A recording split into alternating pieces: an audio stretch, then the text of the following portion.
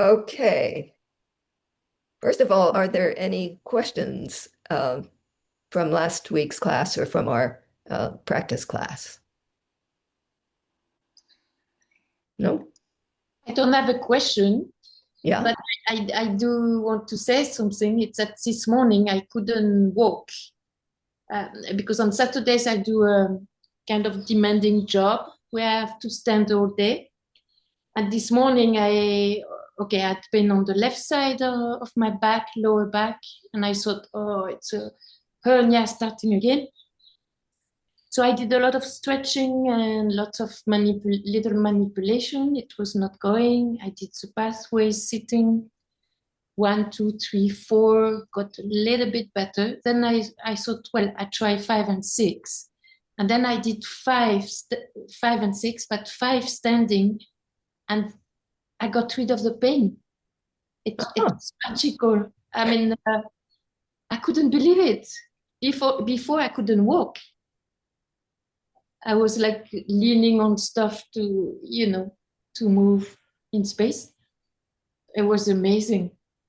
Well, I'm glad it happened. Yeah. But it's But just, I don't have a easy explanation for why it worked. yeah. I also try to think, but probably I don't know everything that's going on Yeah. in my body. Yeah. So your pain was on the left side, Yeah. And then I did pathway 5 on the with right leg active. right? So that would open up the left side. Yeah, and I did it sitting, but it was so uncomfortable, so I stood. Uh-huh. And I started with 6 and I did 5. And I really felt there huge stretch. And then I could walk. It was a really incredible. Uh-huh. Yeah. The only thing that I can think of, and this is just off the top of my head, is that you had a stuck facet joint, Probably, yeah. and then doing that side bending motion helped open it up. Yeah. That's how it felt, that it was opening things. Mhm. Yeah. Okay, So that's it. it's a great story. I'm glad it helped. Okay, anything else before we start in class?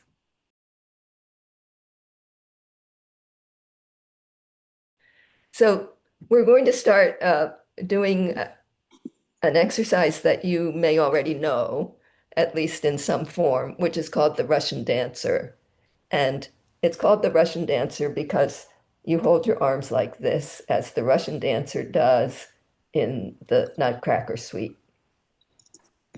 So, but before that, we're going to stand and do a few test moves, the ones that we've been using regularly, and then we'll lie down and do a version of the rotation part of the Russian dancer, which is called odd one out. And I'll explain about that a little later after we do our test moves. So let's have everybody stand.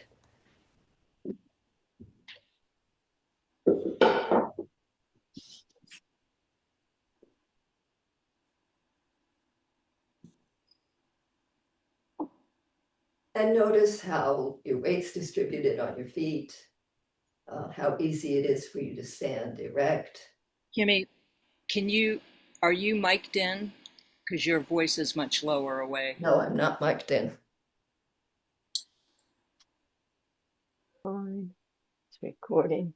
All right, let's start again. So you can stand and feel how the weight's distributed on your feet, how easy it is to stand erect, how much effort it takes to hold your head up.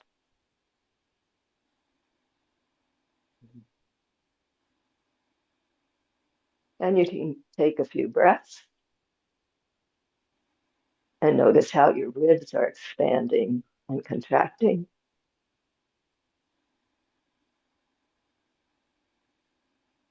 And then you can turn to one side and see how easy it is to turn and how far you can go.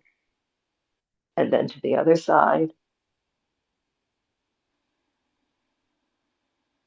Come back to the center. You can do that a few times.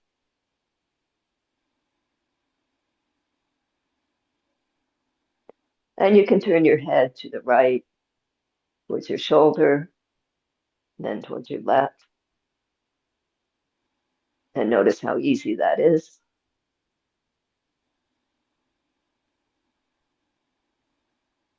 And you can move one ear towards the same side shoulder, and then the other one. And again, notice how easy it is and what you feel moving when you do that. And here we're just moving the head. If you do a little bit of path 6, and bend your head to the opposite side. Lengthen the same side as where your weight is. See how that feels.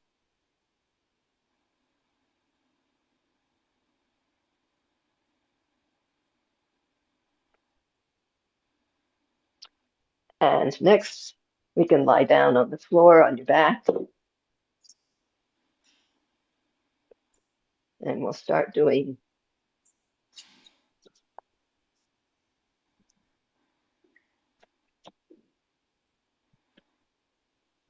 a Russian dancer. And we'll be doing the rotation part of this first. If you'd like to have a little pillow under your head, you may. That makes it more comfortable for you.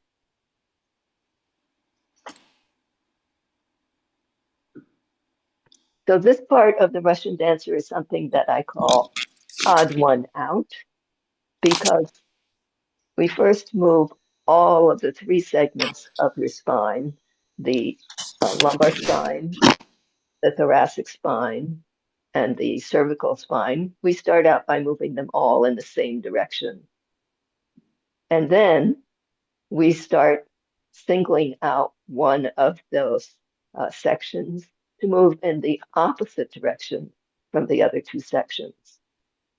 And that one that's moving in the opposite direction is the odd one out, meaning it's not doing the same thing as everybody else.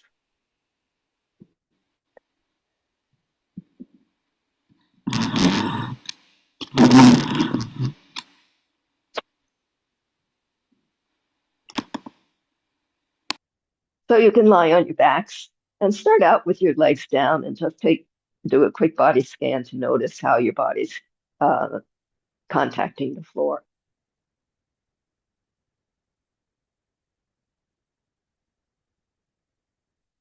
You can notice which direction your hands automatically face. Do they face the floor? Do they face the ceiling? Do they face your body? Do the 2 hands face the same direction? And there's no right and wrong. You're just noticing what you're doing.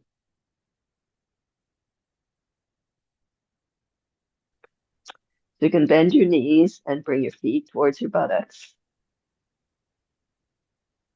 And you can hold your arms above your chest and one hand to grasp the other forearm. You can make a very light grasping. You don't need to grip.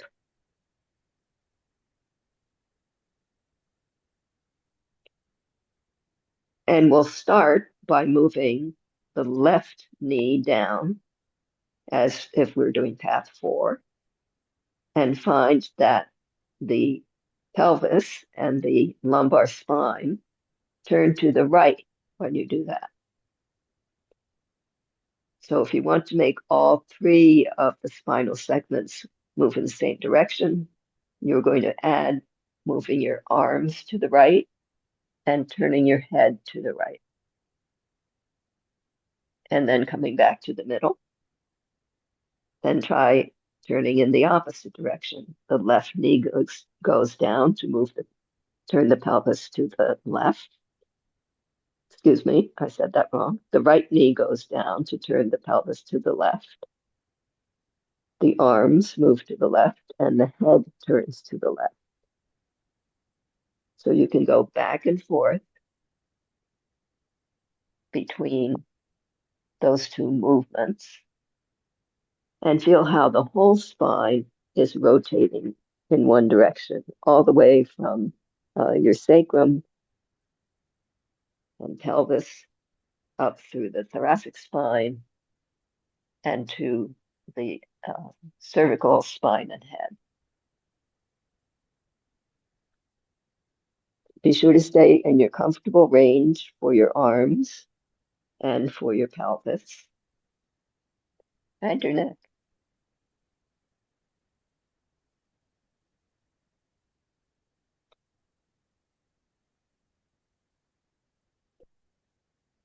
And let's stop with all of the segments turned to the left. So your right knee is going down, your arms are turning to the left, your head's turning to the left. We're going to change one segment now. We're going to change the pelvic segment or the lumbar spine by moving the left knee down instead of the right knee down.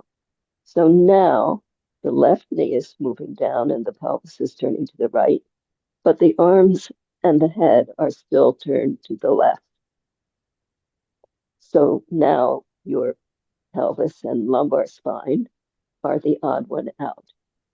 They are turning in the opposite direction from the other two segments. And if you move each of the segments to the other side, the pelvis is still the odd one out. It's just everything's been reversed. So you can go back and forth, keeping the pelvis the odd one out. The head and the arms are moving together.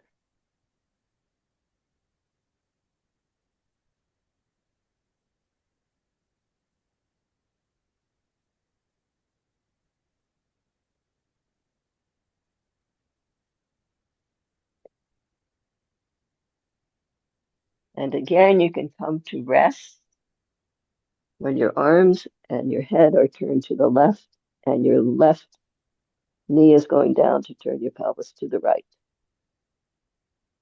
So if we make the head the odd one out for the next part of the exercise, to do that, you're going to keep the left knee moving down and the pelvis turning to the right. You're going to move your arms to the right and keep the head turning to the left. Now the head is turning in the opposite direction from the other two segments. So the head is the odd one out. And you can shift everything to the other side. You go back and forth, keeping the head the odd one out, and the arms and the pelvis moving in the same direction.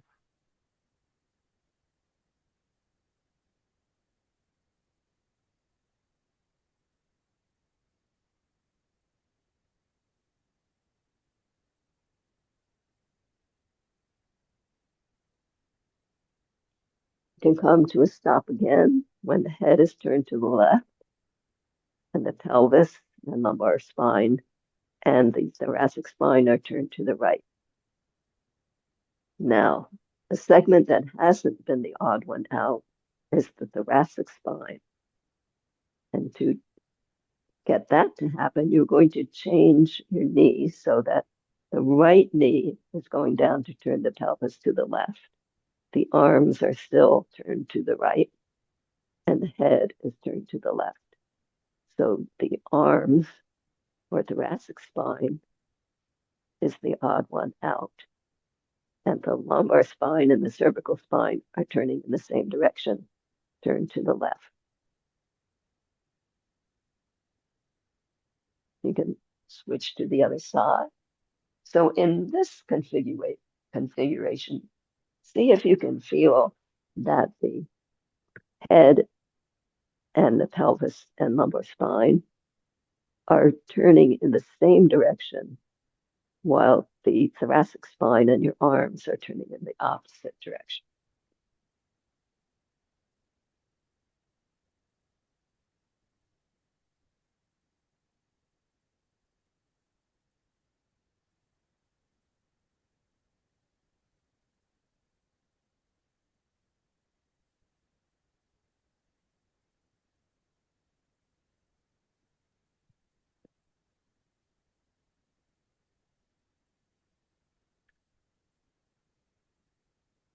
And you can bring everything back to the middle.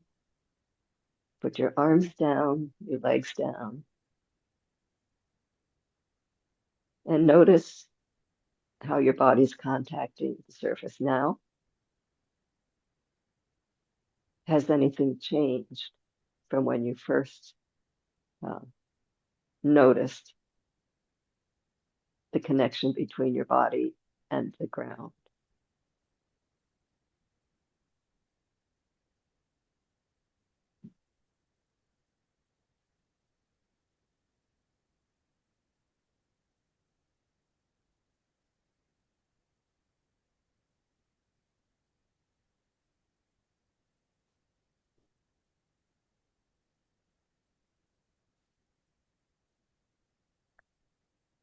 Debbie, do you want to do the next part?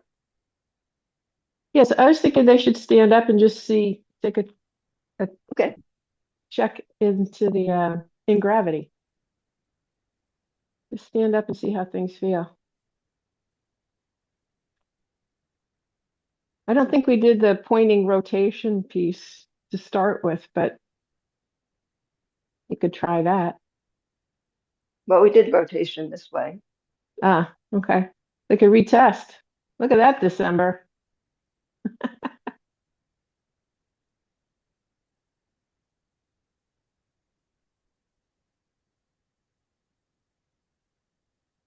Everyone looks more graceful.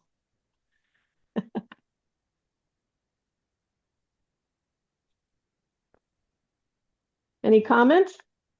Anyone feel anything different? It was hard for me not to want to roll my whole pelvis once we started doing the opposites. I had to remember just to keep my, push the active leg, the knee down, and not let my other knee swing. How does it feel now? It My back feels much looser.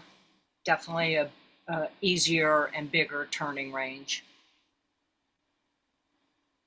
Yeah, I did a lot of driving this past week and have some tension in the upper back from that. And I could feel the whole weight of my head and upper body relaxed more after the exercise on in the flat back check-in.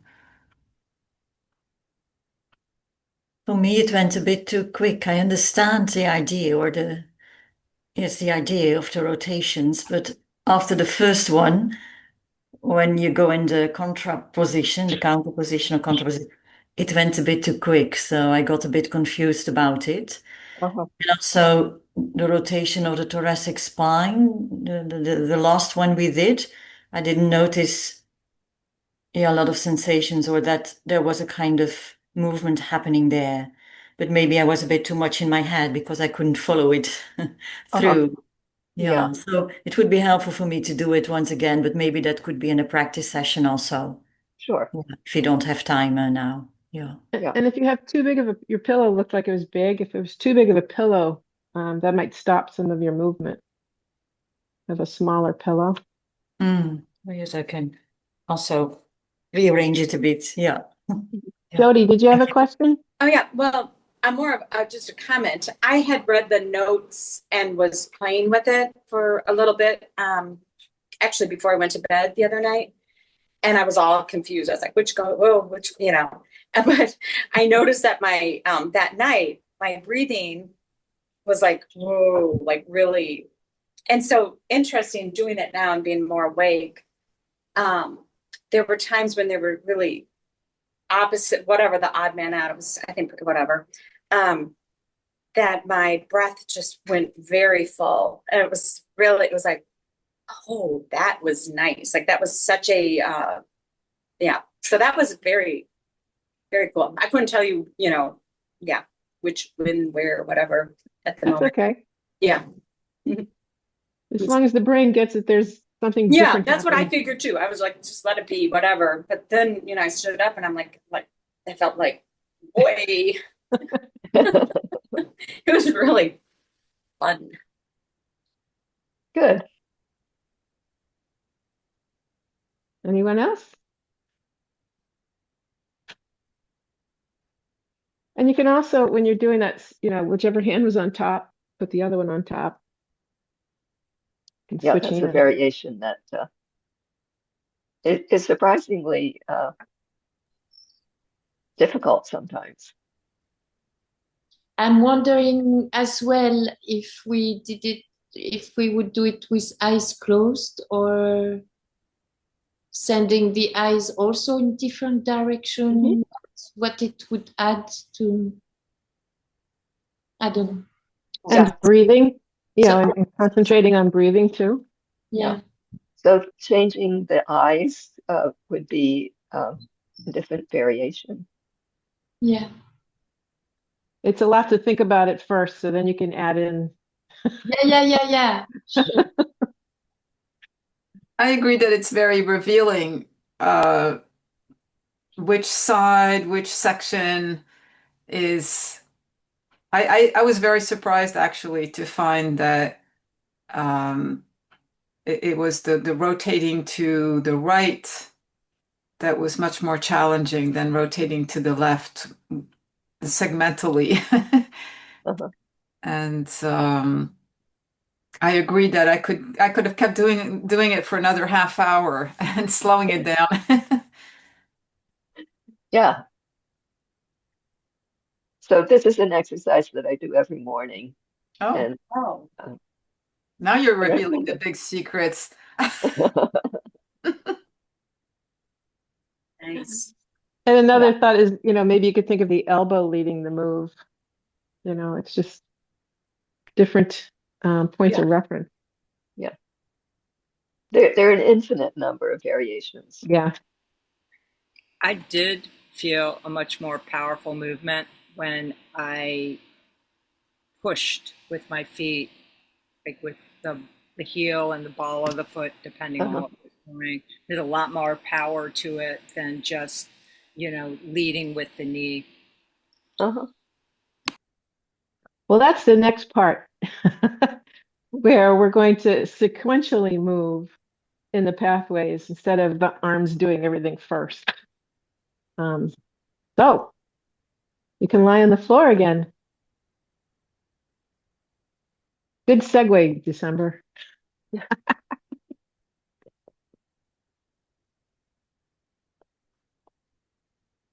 So this is path 6, same side lengthening. Lie on your back with your knees flexed, feet flat on the floor, quite close to your buttocks.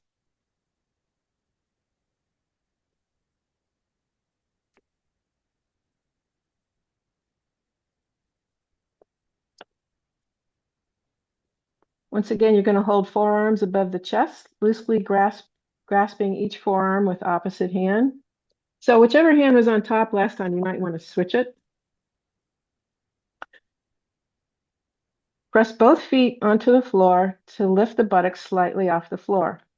With the weight on the right foot, slide the buttocks slightly to the right. Feel the right side open in path 6. Feel the tilt as the right elbow moves towards the right ear and the left elbow moves towards the left foot. Yeah. Return to the starting position and repeat several times. Could you So say that again, again, please, Deb? Could you repeat the directions again, please? yeah, with the weight on the right foot, slide the buttock slightly to the right. Feel the right side open in path 6. Feel the arms tilt as right elbow moves towards the right ear and the left elbow moves towards the left foot. Return to the starting position and repeat. This time, add your breath in there.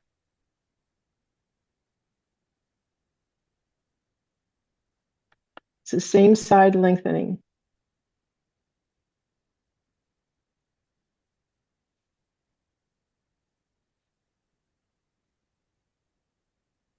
It may get easier each time you repeat it. We'll go back to neutral, back to the center. We're going to repeat on the left side. So with the weight on the left foot, slide the buttocks slightly to the left. Feel the left side open in path 5. In path 6. Feel the arms tilt to the left as the elbows moves towards the right ear, and the right elbow moves towards the right foot.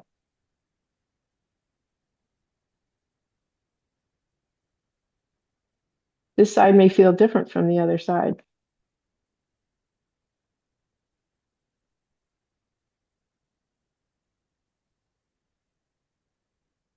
Are you inhaling or exhaling?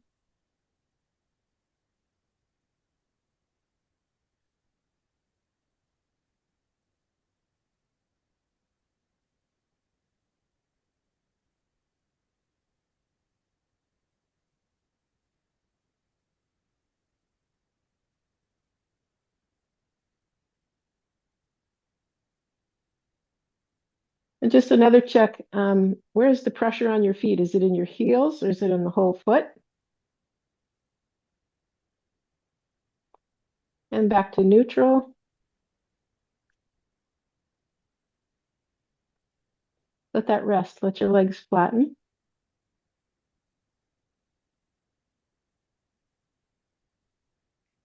Just note, is there a difference from one side to the other?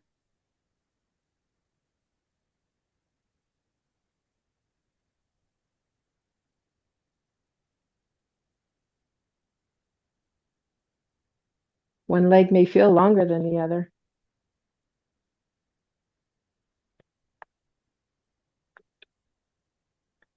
Okay, now we're going to go for path 5. Bend the knees, feet flat on the floor, close to the buttocks. Press both feet into the floor to lift the buttocks slightly off the floor. With the weight on the right foot, slide the buttocks slightly to the left. Feel the left side open in path 5. Feel the arms tilt as the left elbow moves towards the left ear and the right elbow moves towards the right foot.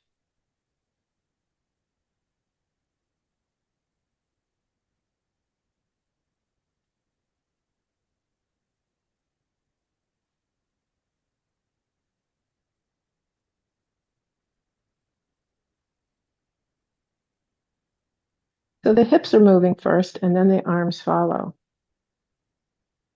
Return to the starting position and repeat several times.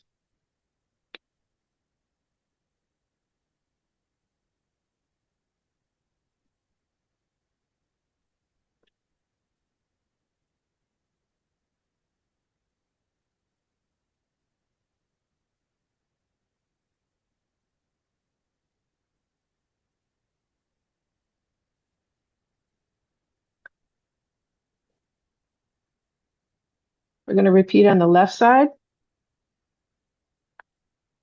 With the weight on the left foot, slide the buttocks towards the right. Feel the right side open in path 5. Feel the arms tilt to the right, and the elbow moves to the right ear, and the left elbow moves towards the left foot.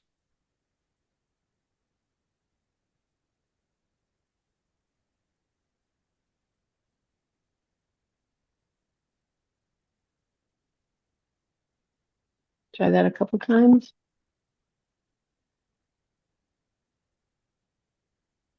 And you could even reverse your arms when you're trying it a couple times just to see how that feels. Gets you any different range, less range, more range.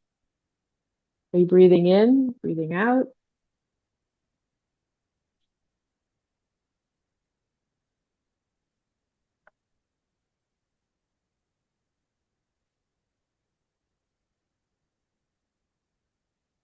And once again, let that rest.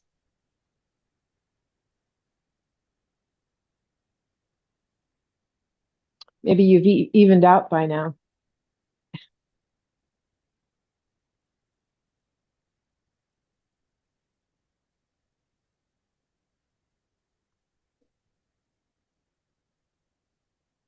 And the last one we're going to do is path 1 and 2.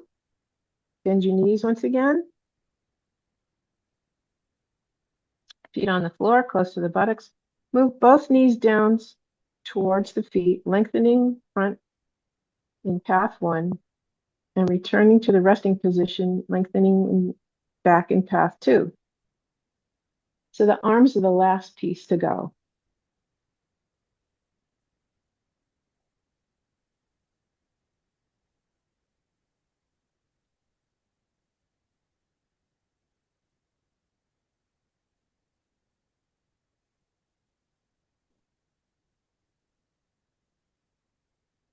When you move when you move both feet down towards the feet, lengthening the front path, notice when the arms begin to move towards the ceiling.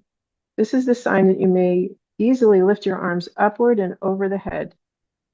To return the arms to the original position, begin lowering the pelvis and lengthening the back of the torso into path 2.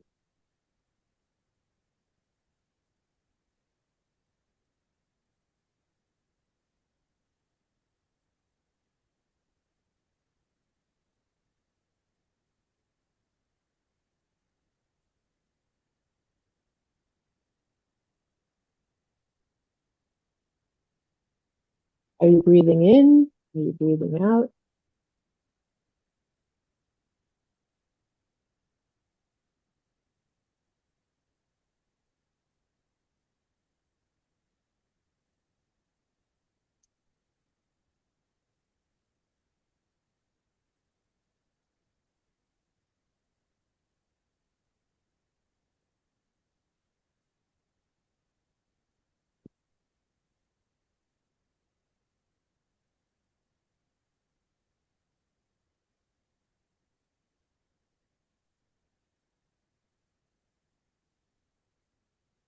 And I'm not sure if I read this or not. To return the arms to the original position, begin lowering the pelvis and lengthening the back torso into path 2. When you feel the arms begin to lift, bring them down to the waist while completing path 2.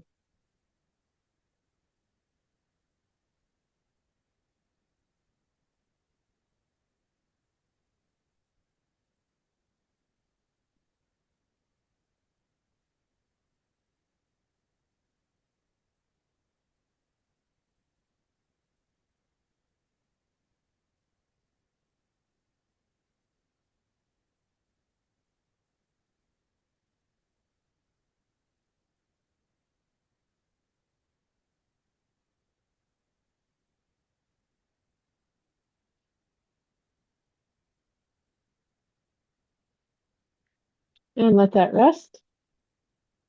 Legs flatten.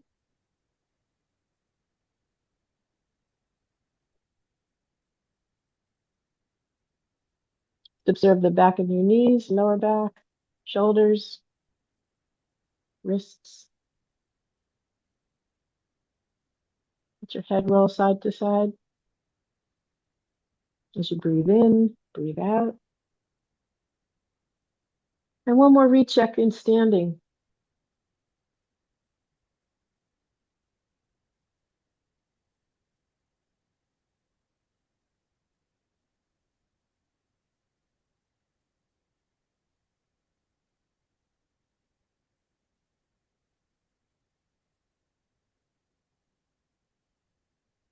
I can see the difference, December.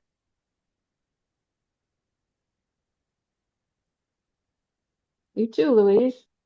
I can see a difference in everyone. Your moves are smoother as you rotate in general.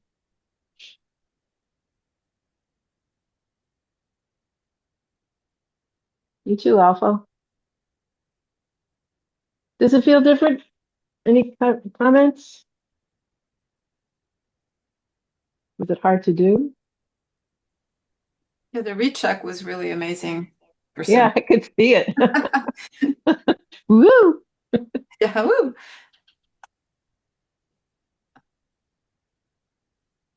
Yes, for me too, the recheck was also much more fluid, more easy. The before and after. Claire, is that okay?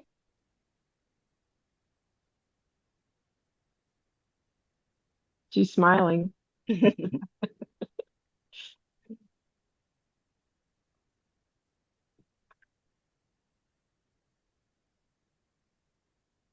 Yeah, for me, there is much less holding, especially in the shoulders.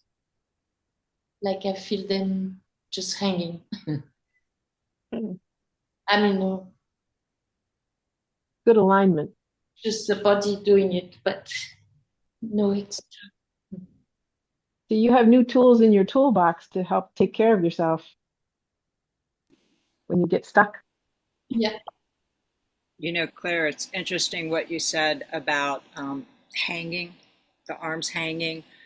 I was watching, like I was on like a Vogue site or something, and I was watching some models do runway walking, and Oh, they were like comparing like there's a horse walk, there's a catwalk, there's whatever.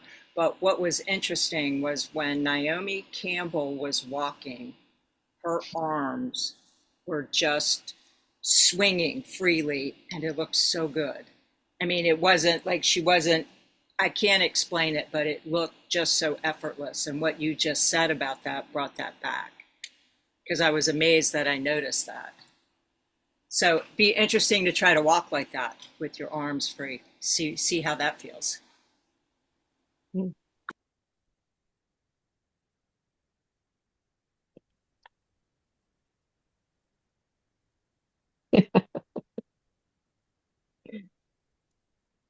walk like a little kid. That's what they do. They just kind of throw themselves around.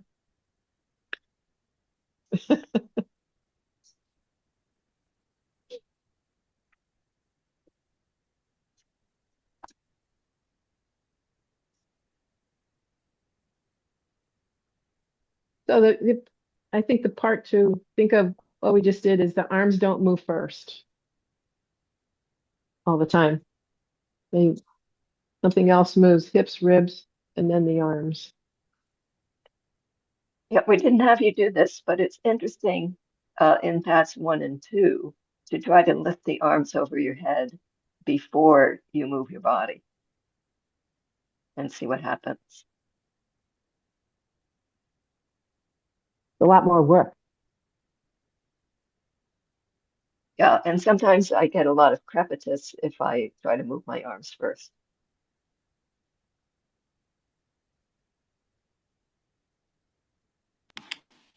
It's because we're old. But we are wiser. We hope.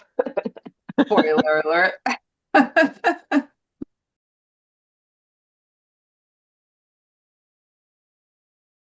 So next, we're going to have a little anatomy lesson just about the AO joint and the top of your spine there.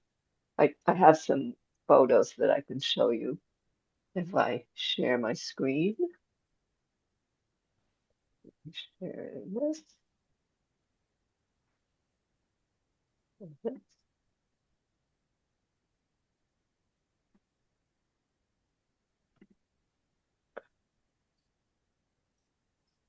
I'm going to minimize the photo so that we can see the pictures better. So this is a view of the back of the skull and cervical spine. And you can see here the occipital condyles, which are the little protuberances of your occiput that are going to make a joint with your first vertebra, which is the atlas. It's called the atlas because it's holding up the weight of the world, meaning your head. So you can see that there's a joint on either side between the occiput and the atlas, and we commonly nickname that the AO joint. And that's the main joint that I'm going to be talking about. The first two vertebrae of your cervical spine are constructed very differently from the other 3 through 7 vertebrae. The next one is called the axis because it is primarily concerned with turning the head. But we're not going to talk about that too much today. The atlas has a bone that sticks up through the middle of the atlas, and that's called the dens. So that the atlas is rotating on top of the axis. If we look at the actual joint between the skull and the atlas, we'll see that there are two pads on either side of the foramen magnum, which is where the spinal cord comes out from the skull. And they are concave. And they sit on these little concave slots in the top of the atlas. And the movement that they can do is this sliding back and forth. It's really like the rocker of a rocking chair. That the occiput slides back on the atlas, and then it can slide forward on the atlas. When it slides back on the atlas, the back of the skull moves upward, and when it slides forward on the atlas, the back of the skull moves downward. So you can actually, let's see what this next slide is. Yeah. I'm going to get out of the slides here.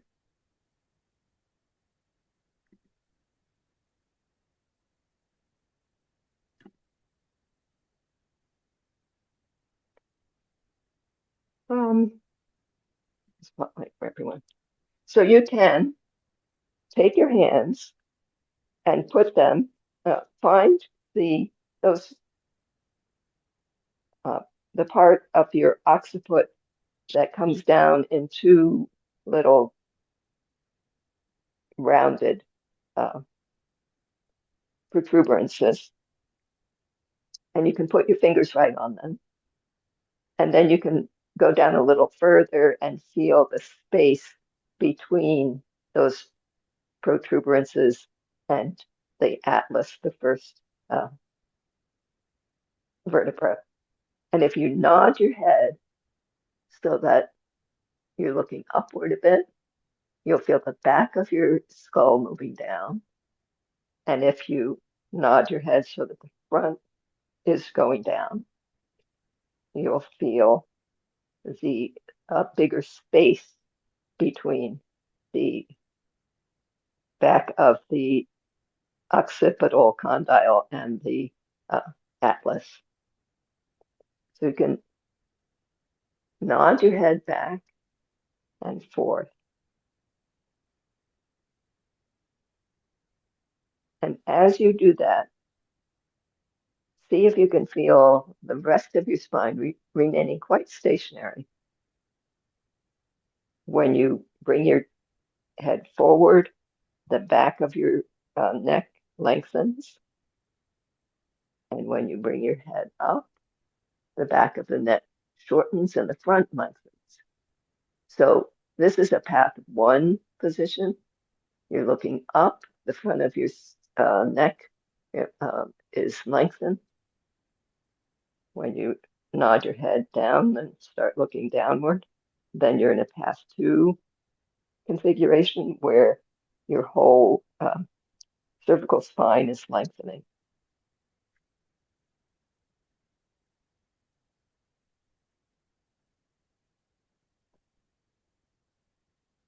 And many people get stuck in a position like this, where that space between the occiput and the atlas is very small and very cramped.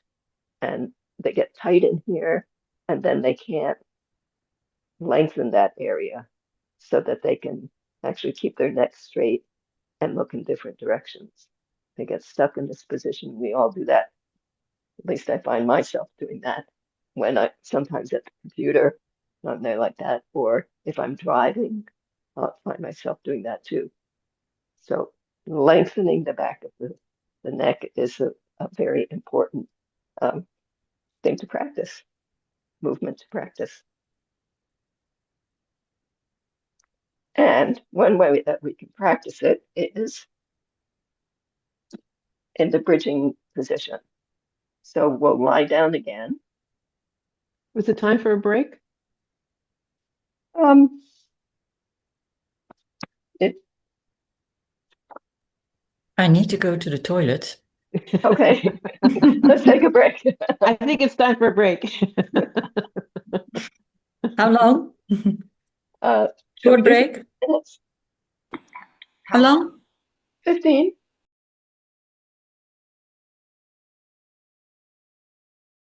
So this next part is again lying on your back. And in a way, we've already done it, but we'll have a different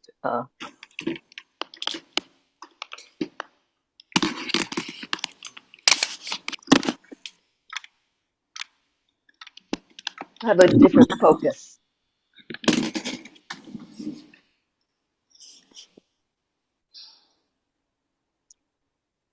If you're able to lie on your back without a pillow under your head, it's better. But if you need a small pillow, you may use that.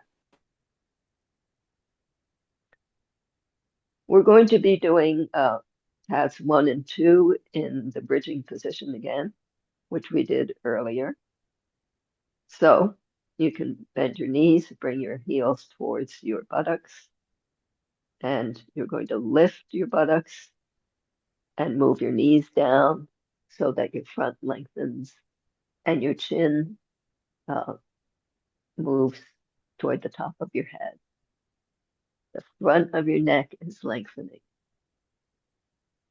And then you'll bring your buttocks back down, flatten your back on the surface, and bring your chin towards the Adam's apple. Or we were trying to think of a good name, another name for the Adam's apple, besides Adam's apple, or the laryngeal prominence, which is its official name. Voice box is a possibility too. So as you do this exercise, going from path 1 to path 2, see if you can imagine how your skull is sliding. Those two occipital condyles at the base of your skull are sliding in the groove on the top of the first vertebra, the atlas. So it's really like you can think of your head like a rocking chair that's sliding back and forth.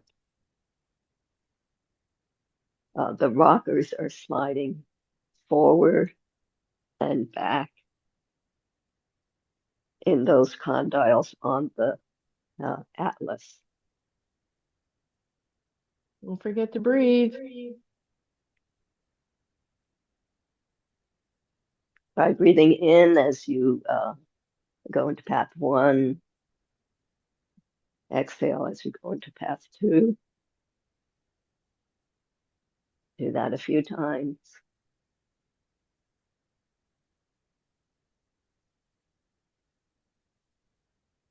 And then you can try the opposite.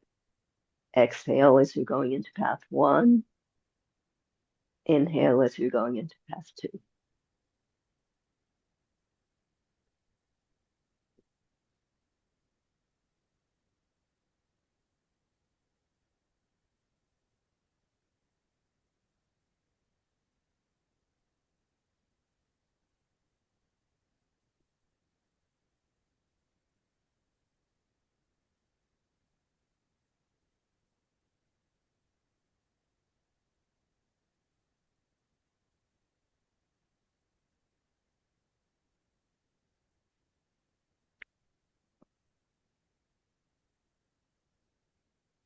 And that lengthening of the back of the neck in path two in this exercise is just um, so uh, relaxing, I think.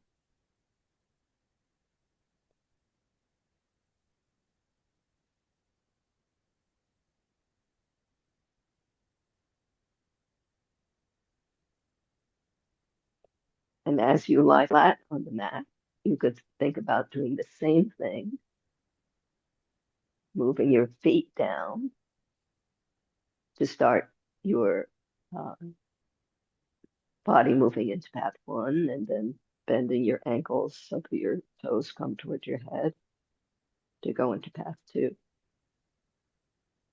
And really concentrating on feeling how the front of the neck lengthens in path one and the back of the neck lengthens in path two.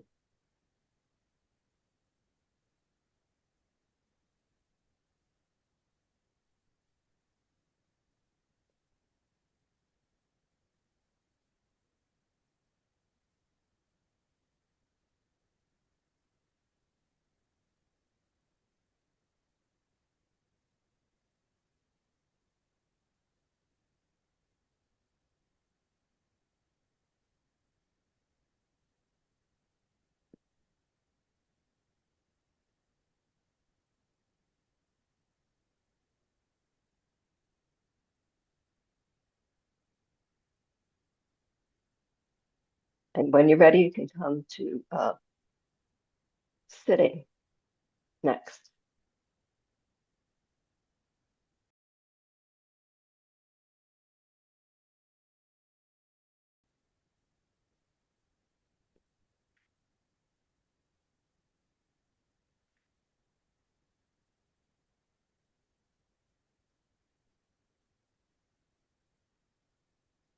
We'll have you sit in a chair.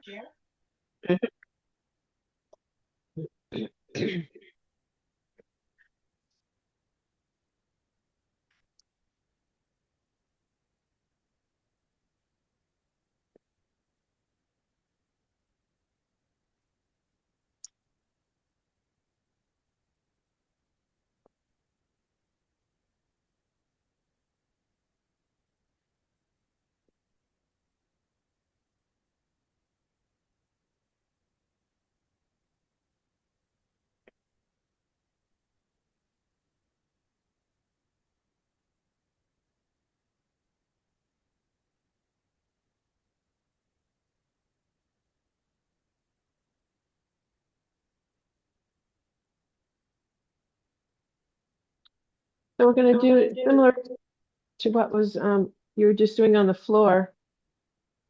It's sitting cervical protraction and retraction. Some practical applications are reading, using the phone and the computer.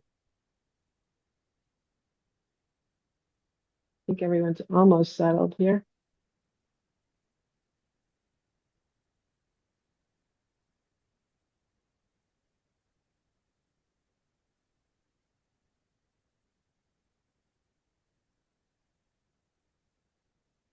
There's Jody. Okay. So you sit with your feet on the floor, knees lower than the hips if possible. Not always possible when you're driving. And the weight is centered on the ischial tuberosity, neutral pelvis tilt. Press gently with feet to shift into path two. Feel the back, including posterior neck, lengthen. Bring the chin back towards the Adam's apple to lengthen the cervical spine like a pigeon or a chicken.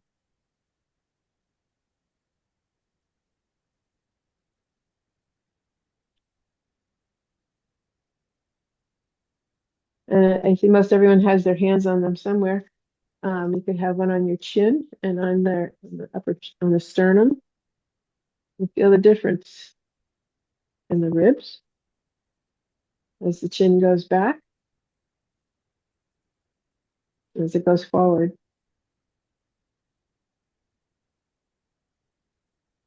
If you're, my left hand is on my clavicles and my right hand is on my chin, feel the shift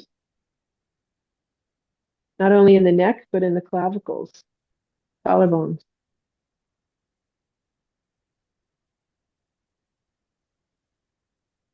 So the lower back, when you go into path 2, the lower back flattens, the neck flattens. You might even get a little uplift while you're at it. Are you inhaling or exhaling? Switch hands.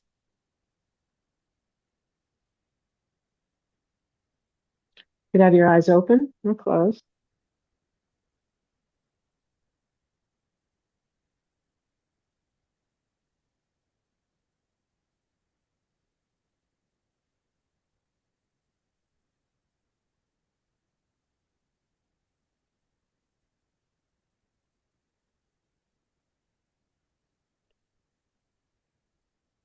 You can even have your right hand on the back of your head. Fingers are like a V, touching the base of the spine and the base of the skull.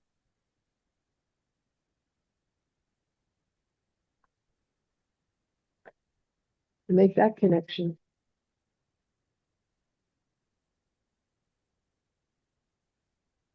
And as you move your hips, can you feel the difference in the neck?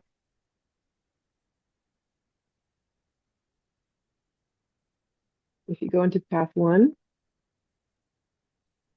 or path 2.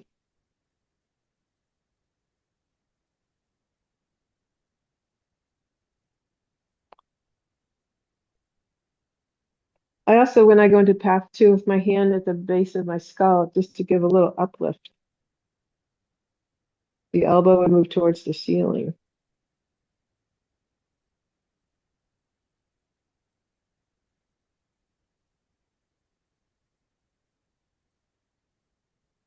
Just gonna, the chin goes forward and back like a chicken or a pigeon.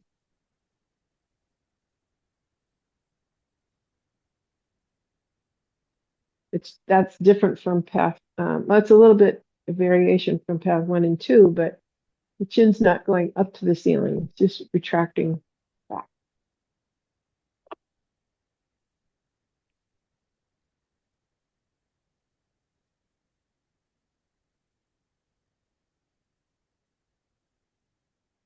Does the neck move easier when the pelvis moves?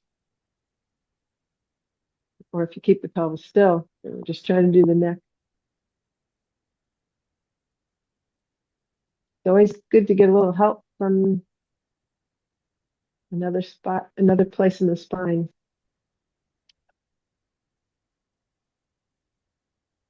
So we have a little discussion on driving. Can let all that rest? The problem with driving, this was in your notes, the seat usually lifts the knees higher than the hips and rounds the back. You're kind of curved.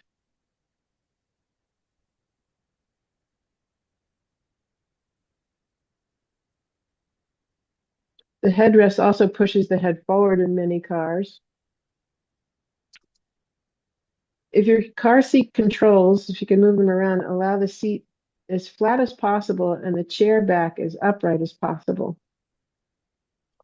You can place a cushion in the dish where your hips are to bring the seat up a little bit, and a thin pillow behind your upper back to reduce thoracic kyphosis. So every car is different. Everybody's height is different.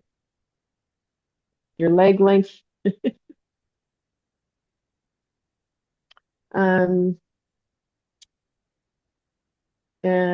Kimi, as a shorter person, says if you put if the headrest pushes your head too far forward, try putting a seat cushion with ties. With the ties could attach to the post of the seat of the headrest. Right, Kimi? Yeah, I should have brought my cushion in so you could see. I think I'll take some pictures of how I have my car set up and I'll send them to you.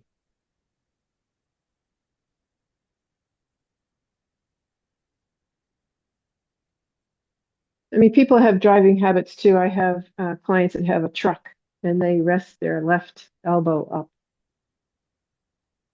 That's how they drive. Then he's wondering why his left shoulder hurts.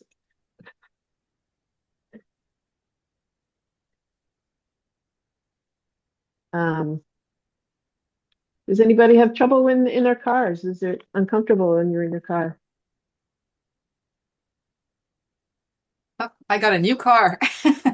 And I think the reason why I bought it was because when I sat in, it was instead of a new car, it was a 2023 car. So it was used, but I could get it for the price of a new car with all the bells and whistles. And this car, I could make all kinds of seat adjustments while seated in the driver's seat. And in particular, I could get my hips higher than my knees.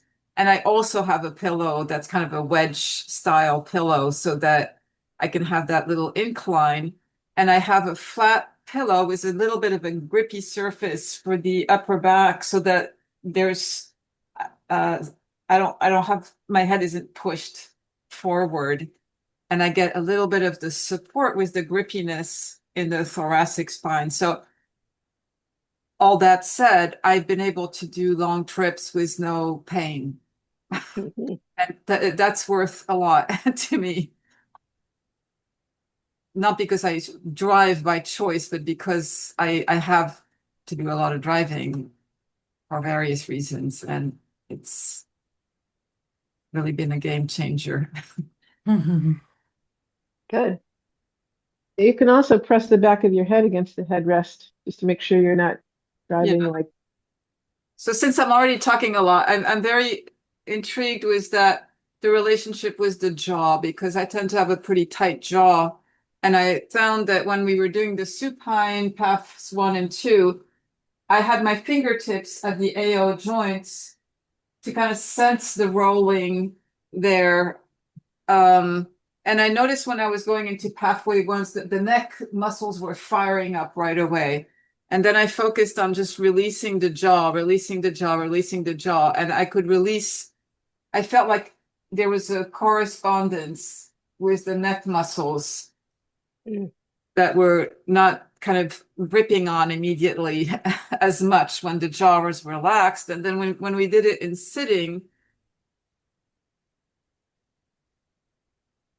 I like the idea, and I don't know if it actually happens like that or if it's just helpful to think of kind of as the occiput rolls up and back, the jaw kind of pushing forward and down, kind of to help even make that whole space longer.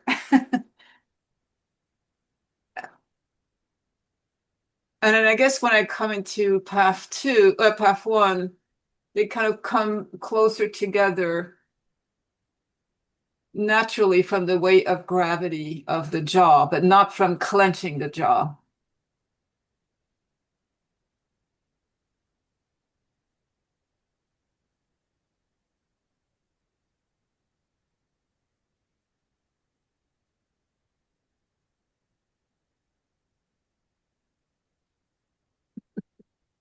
Jody has a partner. So does December. The minute you guys are on the floor, the dogs are there. That's cute.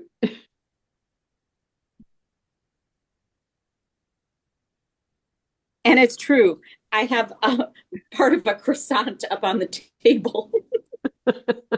And he's totally determined to see if he keeps circling around. Perhaps I might think of giving him a piece. I should just finish it up. Sorry. Another thing for driving is if you, and I think I've said this before, if you put the rear view mirror up a little bit, you can do path 1 and 2 to look and come back down instead of just sitting there compressed.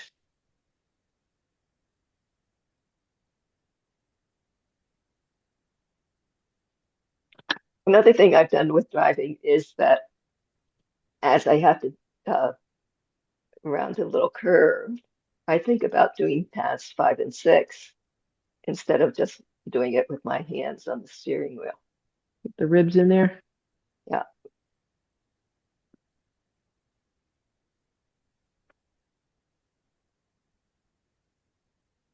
So there are all sorts of ways you can sort of trick yourself into moving while you're driving.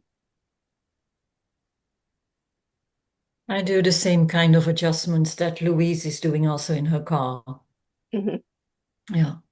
And sometimes the headrest is really going forward, so it pushes your head forwards, Yes. which is not always comfortable. And if you put something in the back, then it's a Yeah. bit easier to remain the length in the neck, but not that it's pushed forward. Right.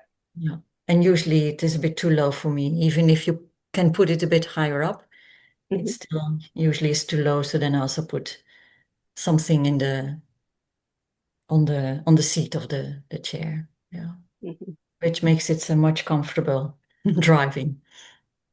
Yeah.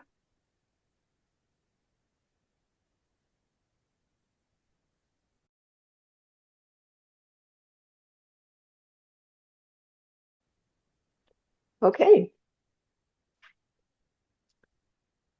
So next Yeah. is side lying hand slides. So you're back on the floor again.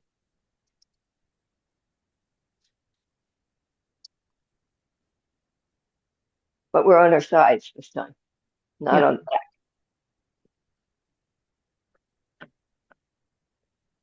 And you're going to start on your right side when you get set up. And here you can use something behind your head to keep your head level.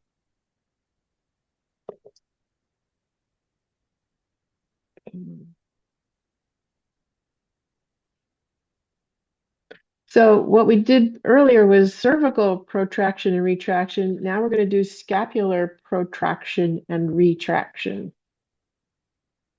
And also known as path 3 and 4.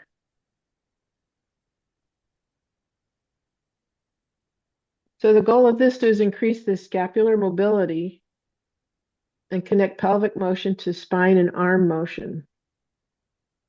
So the arms aren't doing all the work. So lie on your right side with you're lined up with the hips and knees.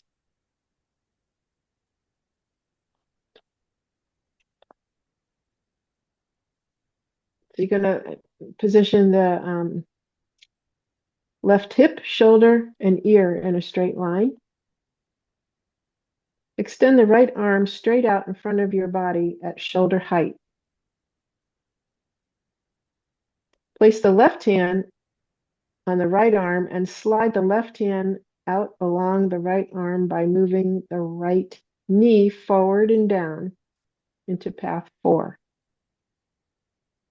So think of your knee moving first and then your arm follows. Feel the left scapula move away from the spine.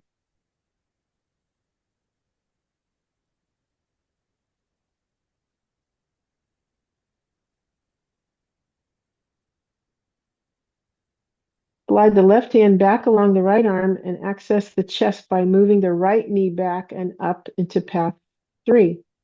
Feel the left scapula move towards the spine. So it's a sequential move. Yeah.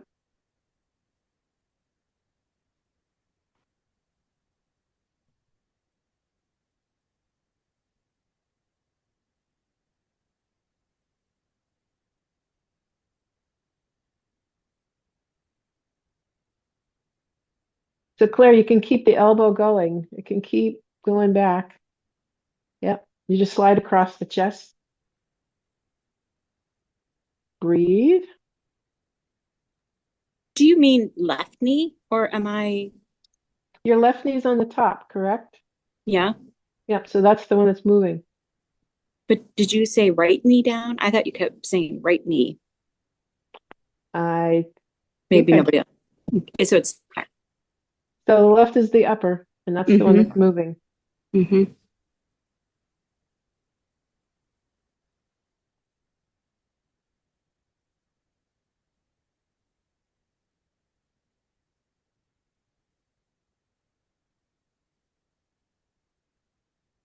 Is that comfortable to do?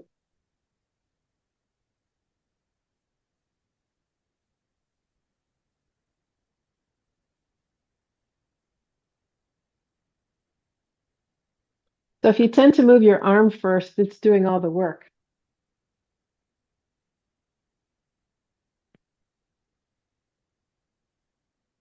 Are you breathing in, breathing out? So again, the hip is the first thing to move.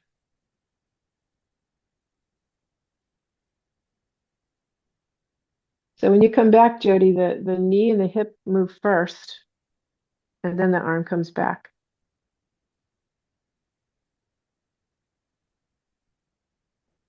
So they're coming forward and down to come back.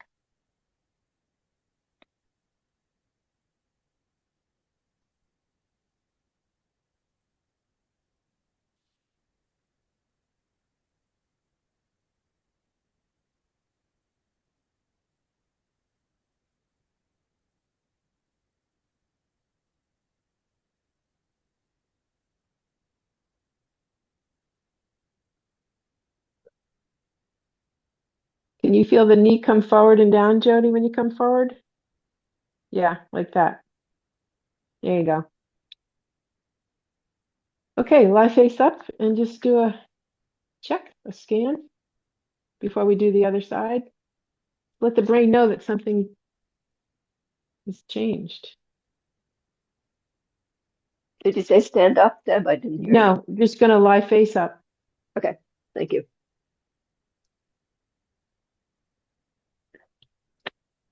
And observe the left side from the right side.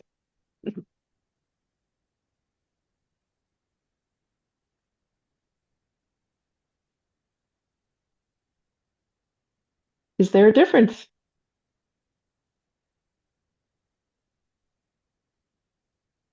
They're like two different people. One's big and expansive, and the other is kind of shriveled up. Yeah, when you take a breath in, do the ribs feel different on one side than the other? Or does your back touch the floor, the surface different? It's always good to stop in between switching sides just so the brain absorbs something's going on. Okay, now to the other side. Lie on your left side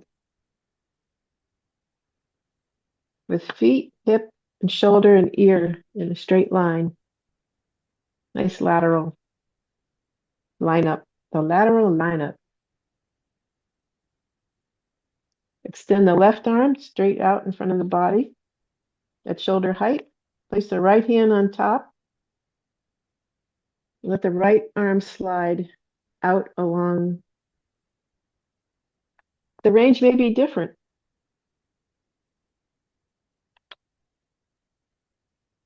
And again, when you go back, the hip, the ribs, and then the arm slides across the chest. Keep contact with the chest. Are you breathing in, breathing out? And then when you come back, the hips are first, then the ribs, and then the arm.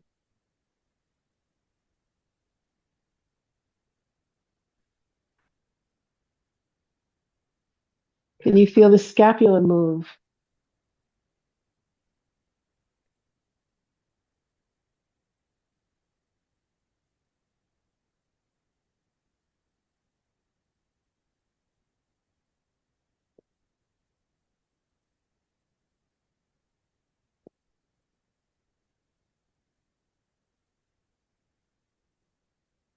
This side may have a different range than the other side. Repeat several times.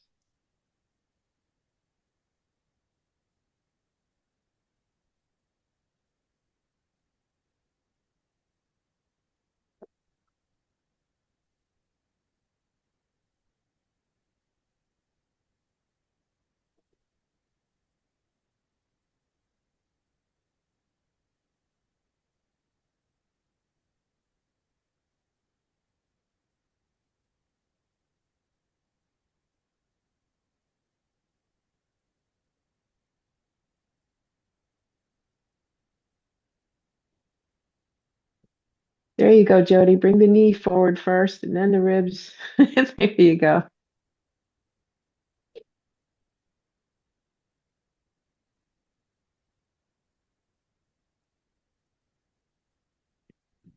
So what we did before was the cervical protraction and retraction. This is scapular protraction and retraction.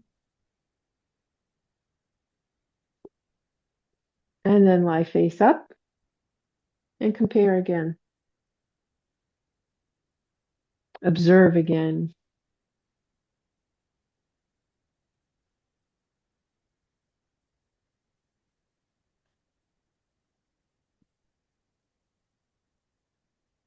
Observe the back of the knees, the lower back, shoulder blades, your wrists.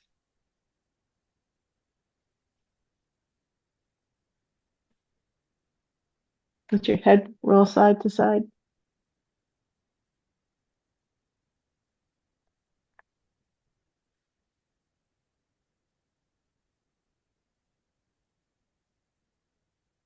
And then come back to sitting.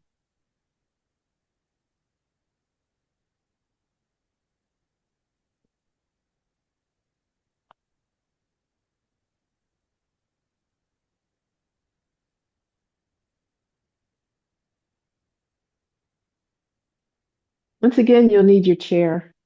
You're up, you're down.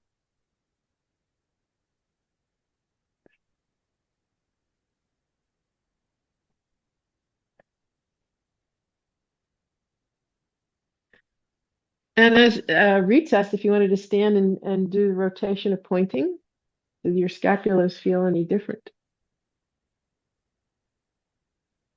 Or your range of motion? Or your breathing? You can also play with that when you rotate with your palm up or your palm down.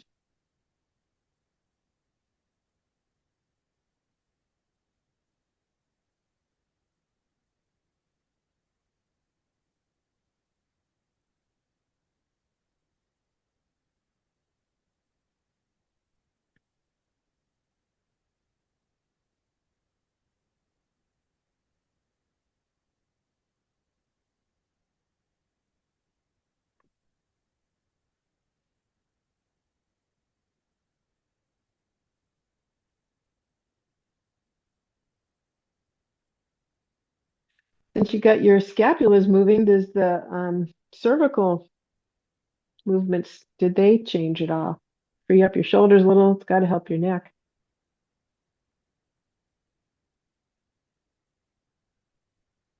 Hopefully.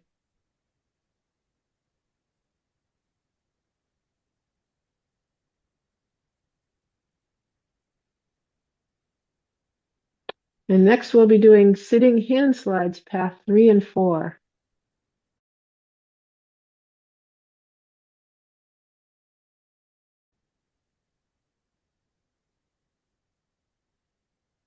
Do you want to do this one, Kimmy? You want me to read it out?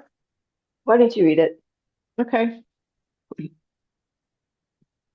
on the floor, knees lower than hips, weight centered on ischial tuberosities and neutral pelvis. Hold arms out straight in front at shoulder height with palms touching each other. Slide one hand forward and the other hand back. Notice protraction and retraction of scapulas.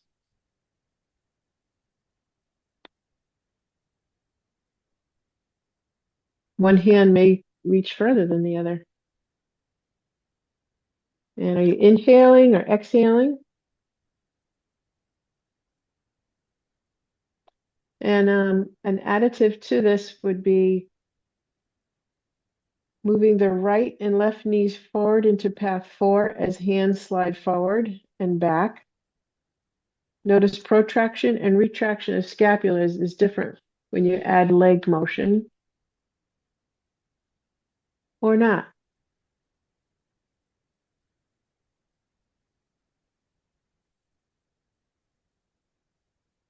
So the arms, the elbows stay straight.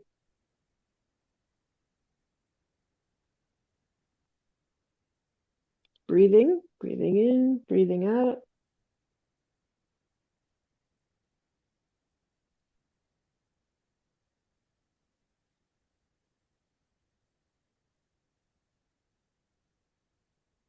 And also be aware if your shoulders are up, keep the shoulder blades down as you're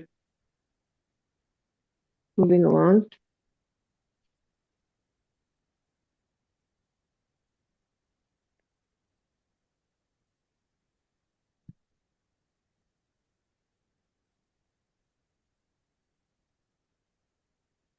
So do you get more range with adding the knees, hips?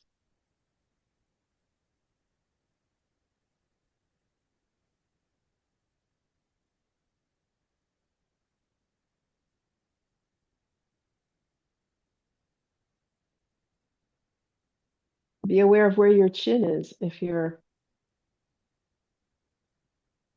chin is forward, does the range change if you draw your head back?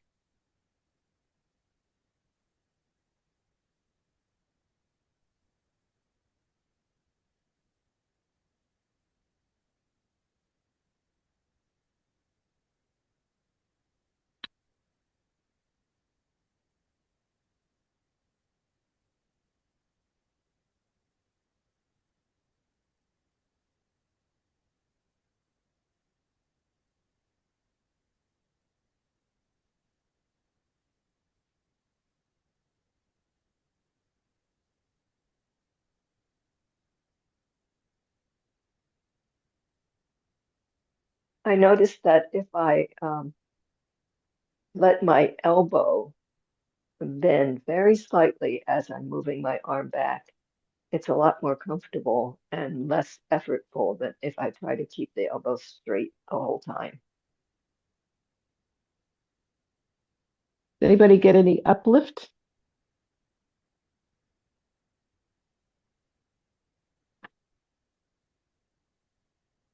Yeah.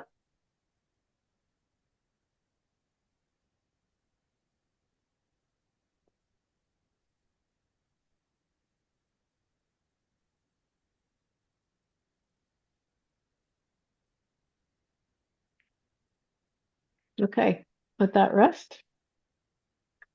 Just turn your head side to side. Is your chin anywhere near the seam of your shirt? You inhale, exhale, ear to shoulder.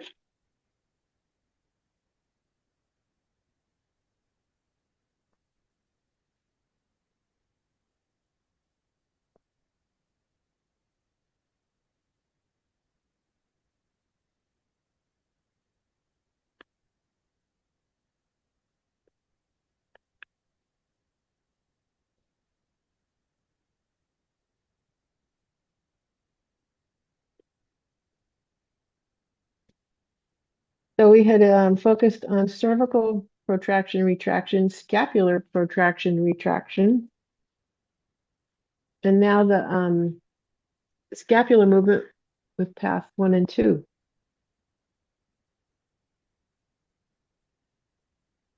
Sitting once again.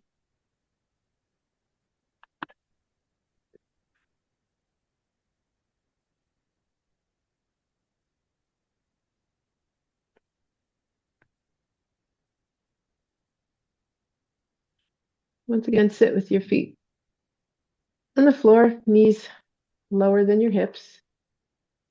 Place palms on upper chest with fingers pointing towards the sternum. Roll into path 1. As the chest broadens, the hands slide out towards the armpit, as I'll call them.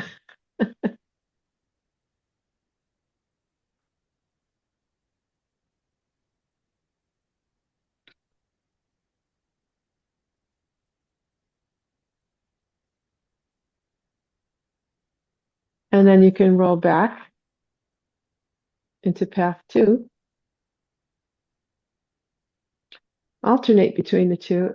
Note movement of the elbows goes with the scapulas. Feel the ribs in the front or near the sternum, collarbones.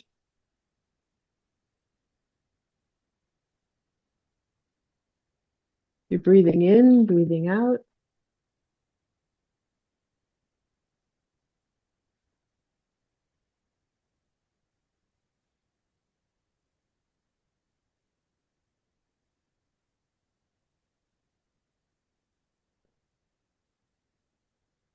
if you do that, not using your hips and just the arms. There's a contrast.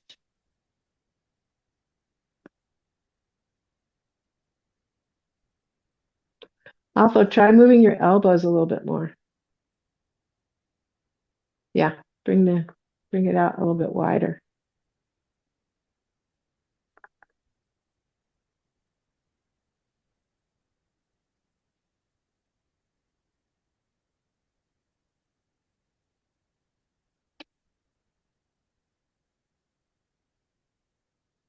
Again, you can think of the breath coming in the back of your ribs, the back of the shoulder blades, the back of the neck.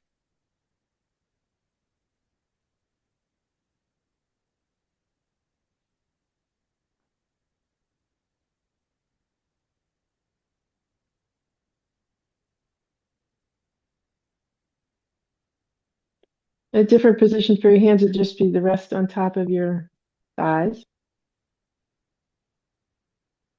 Doing the same movements.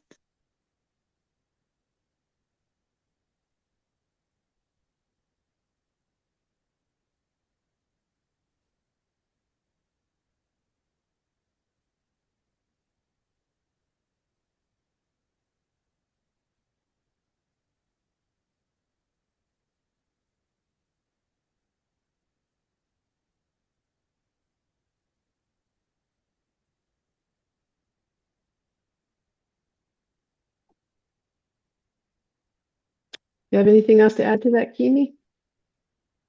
Nope.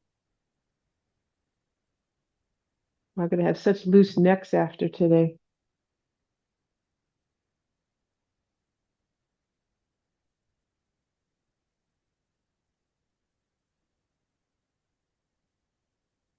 Any comments?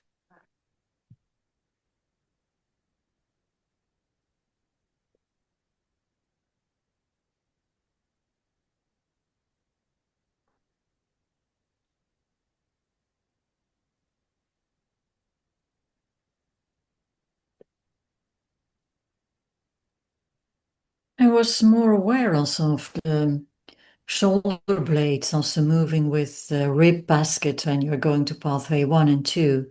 And usually my attention is more with the rib basket and the movement of that whole rib basket.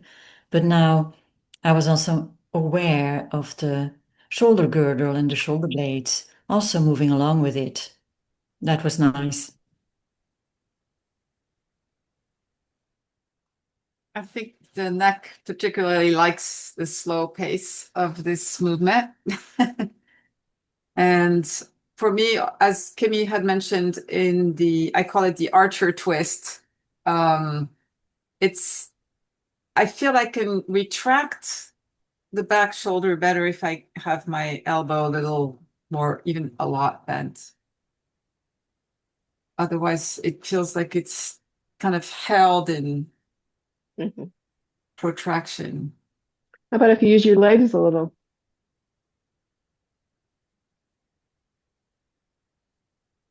I still would prefer not to have the arm straight because I feel like it's pulling it forward. It's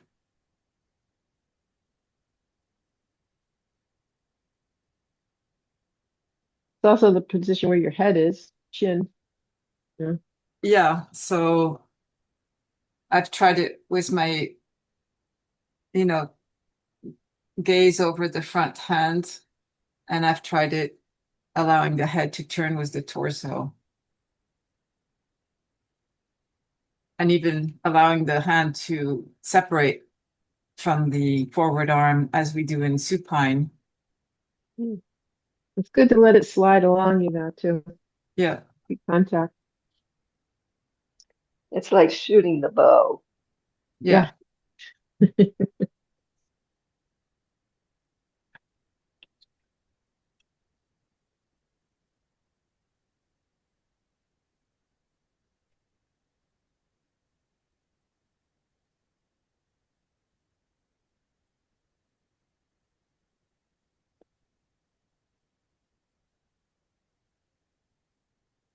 And of course, all that can be done with the band.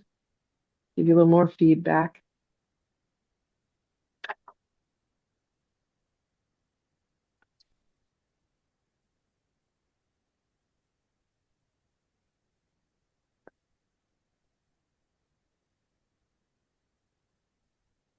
Seems like we just took a break. We have another break put in here. Yep.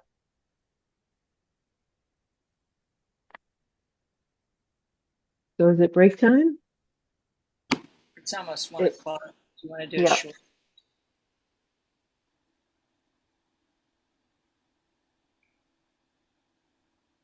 I think we should take at least a 10-minute break. Maybe not 15 this time. People set your timers and listen for the bell.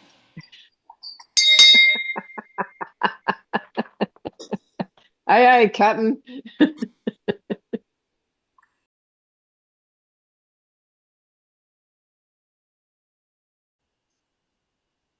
Okay.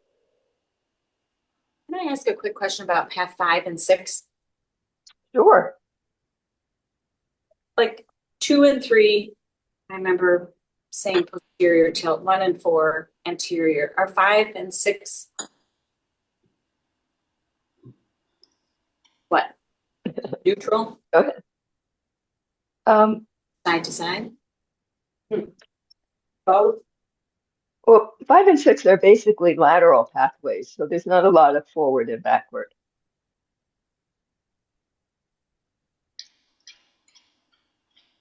Unless it gets combined with another pathway.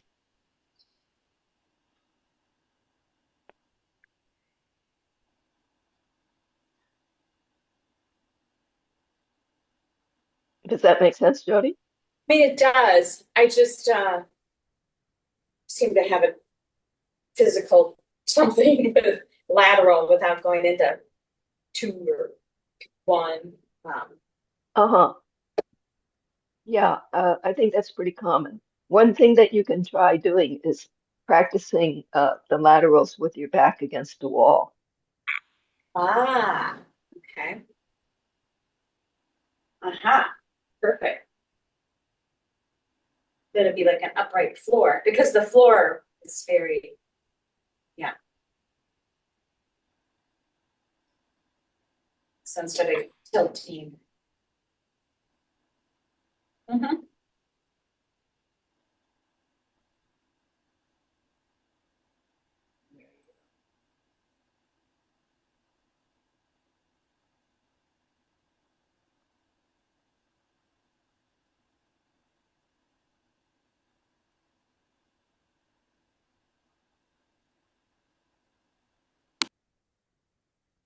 You can try it with your head going in that direction, or you keep your head in the center.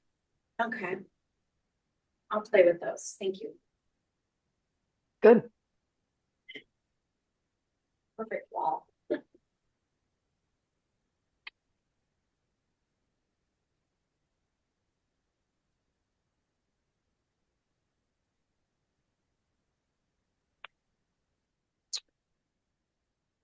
Any other questions?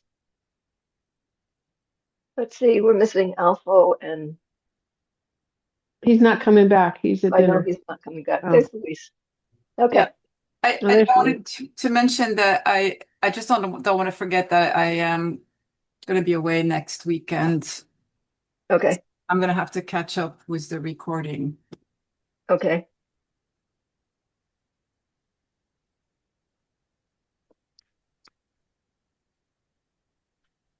All right. So next on the agenda is the first rib and the clavicle. Uh-huh. Okay. Our friend Katerina is here. Oh,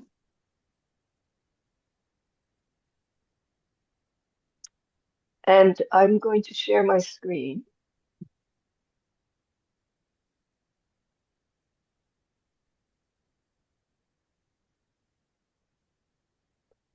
Let's see if I can do this. Yeah.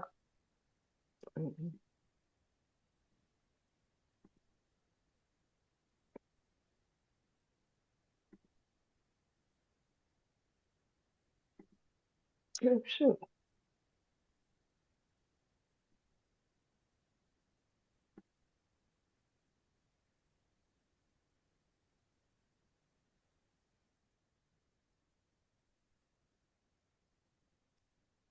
Access to the camera. I don't know what that is. I'm sorry, maybe I don't have the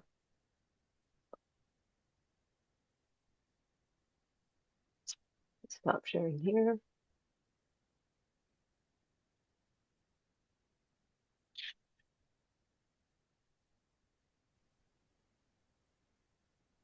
I don't think that was in the anatomy handouts either, right? That Wasn't is subclavicle muscle in the subclavius? subclavicle. Yeah, subclavius. Yeah, Is it? It wasn't in that one. it's the last page. It was a blank page, and then there was yeah, there's a, a blank page, and well, in my printout, then the last page was that one. Okay. No, it's not. No, I don't want to use it in the meeting for all. Um, Let me do something else. Let me try this one. Because it's in the latest email you sent. The anatomy handout was in the 7/18 email at 8:18 p.m. Okay. Let me try and see if it's. And that's the one I printed out. Mm-hmm. Yeah, the last page is the subclavius after the blank. Uh-oh. I just knocked myself out. Nope. No, you're still there. We see you. All right. Sorry about this, folks. You didn't get knocked out. My desktop.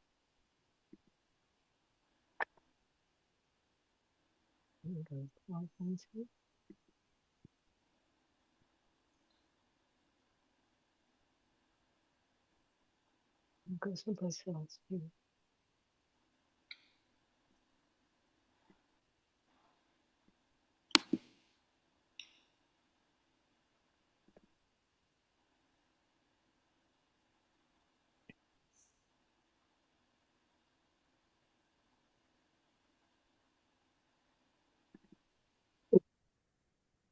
The book.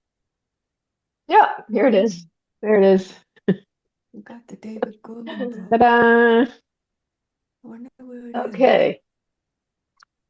So what I wanted to talk about was this subclavius muscle. I think I got the whole David Gorman book online. Mm-hmm. And Katerina, we can hear what you're saying. Neuter. So here's the clavicle,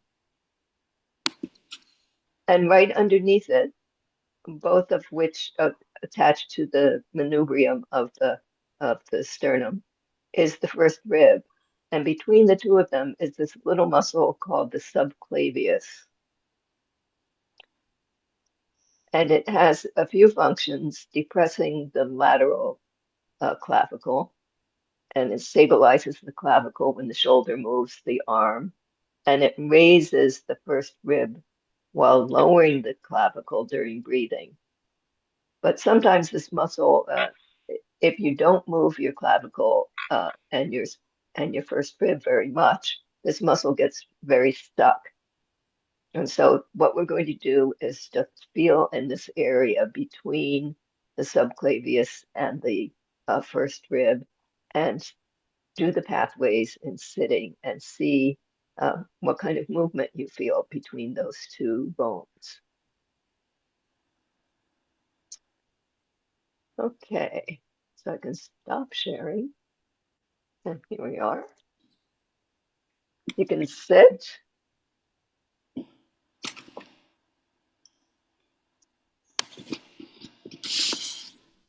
And you can find your clavicle.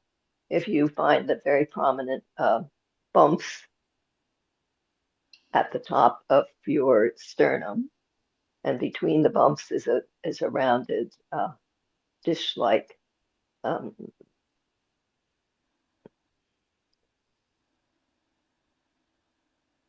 in the top of the sternum. There's a rounded shape there, and then on the two sides, there's the clavicles, which can be quite prominent. The sternoclavicular joint, and then if you go out along the clavicle just a bit,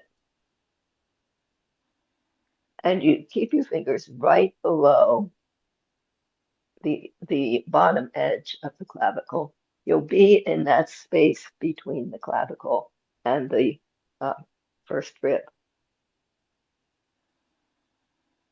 And while you're sitting, if you move into path 1 and path 2, you can make small movements and just feel how those bones move in relationship to each other.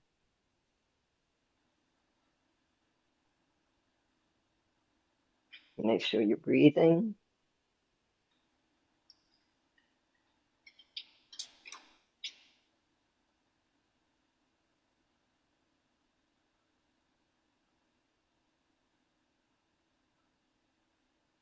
And you can come to a stop. And without moving your body, try just inhaling and exhaling and see if you feel movement between those two bones.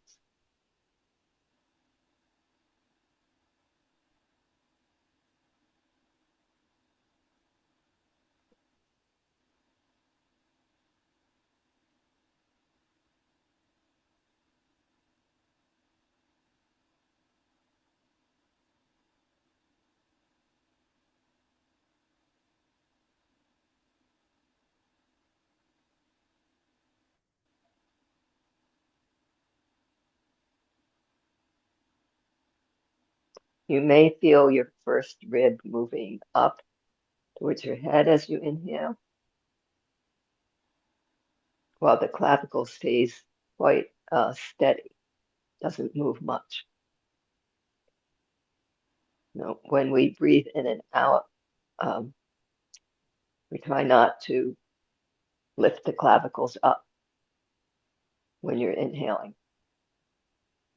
But you'll see that people who have difficulty with breathing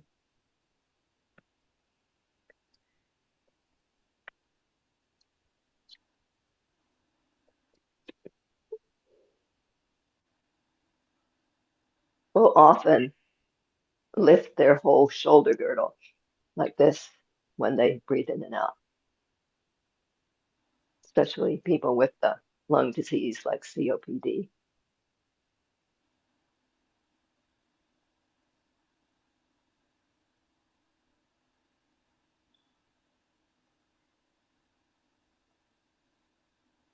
So see if you can take a deep breath without allowing the clavicles to move up.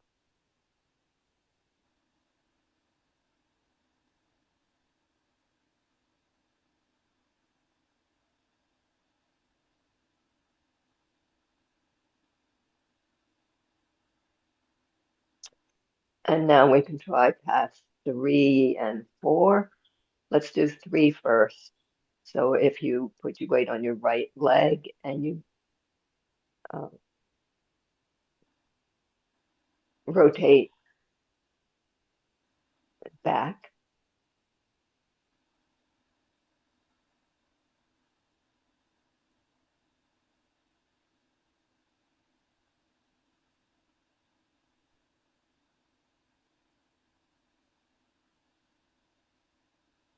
you can try that on the other side also.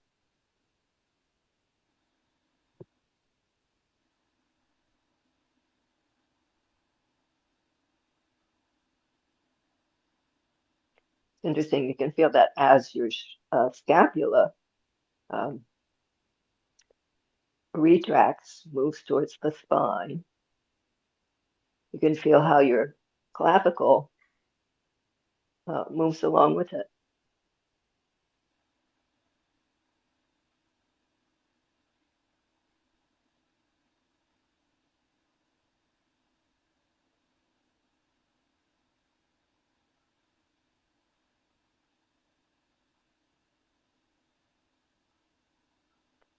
And then you can try doing path 4, spiraling forward.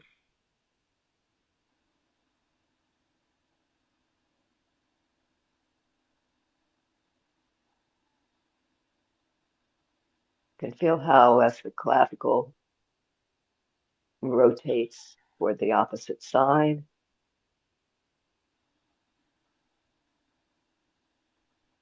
the scapula um,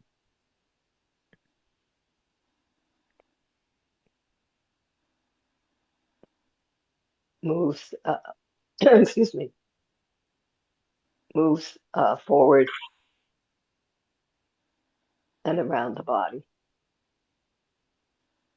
It protracts.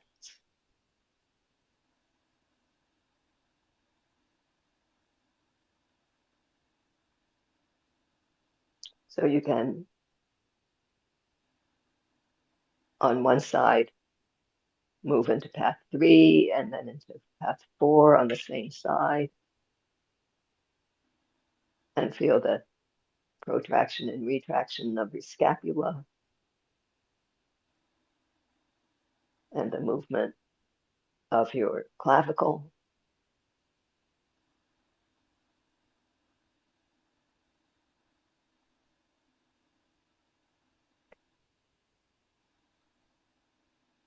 Then on the opposite side, you can start out with just moving into path 4, feeling the scapula on that side protract.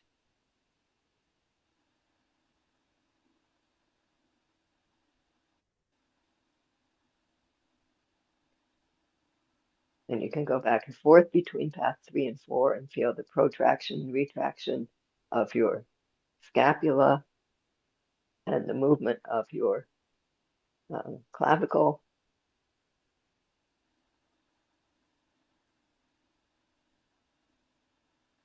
I hadn't thought of ever thinking about calling the clavicle movement protraction and retraction, but I suppose you could.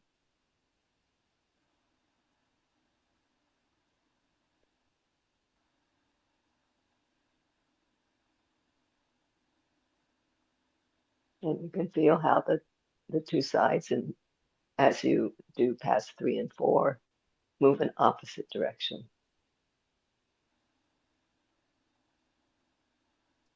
You can bring your hands down, take a rest, shake out your forearms.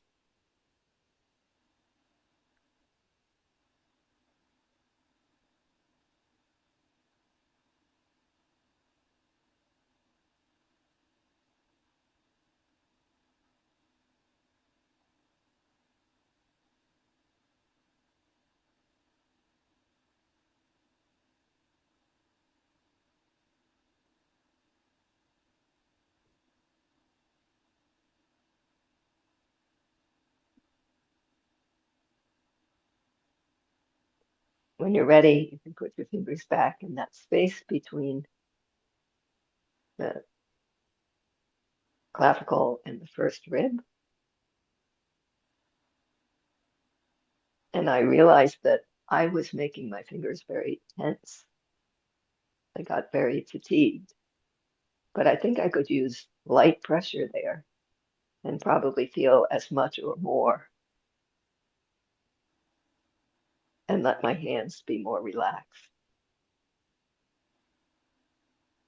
So the two pathways we have left to do are paths 6 and 5. So if you put your weight on your right foot, lengthen your right side. Here on path 6. If you keep your weight on your right side and lengthen the left side, you're on path 5.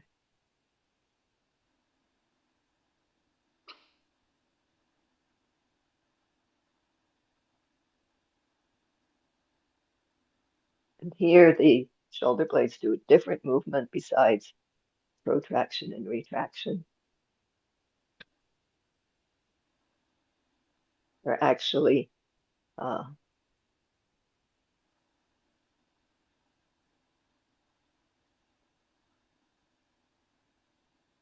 upwardly rotating when the shoulder goes up and downwardly rotating when the shoulder goes down. We'll talk more about scapular motion next time.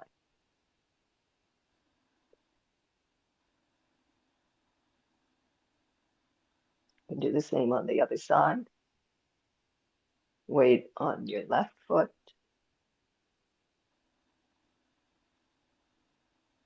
Lengthening your right side for path 5 and your left side for path 6. Get that little lateral sliding of your pelvis. It's very small, but that helps to initiate the opening of the ribs and other lateral structures.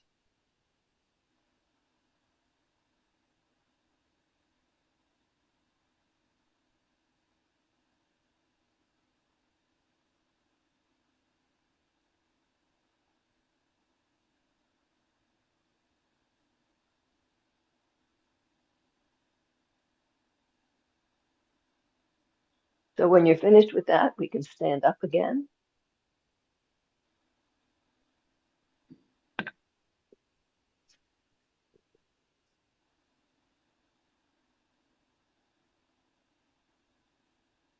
And you can do your test movements. You can just see how you feel in standing.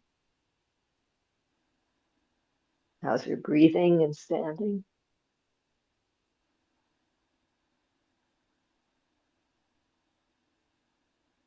You can reach around to the side.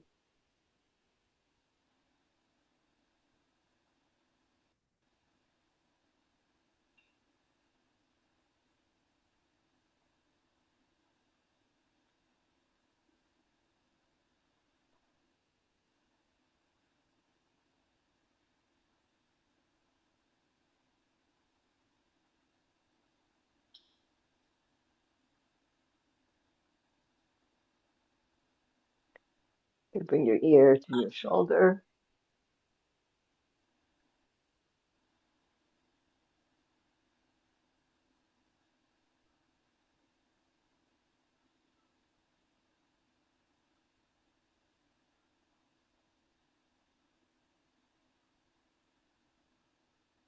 Make that into a path 6.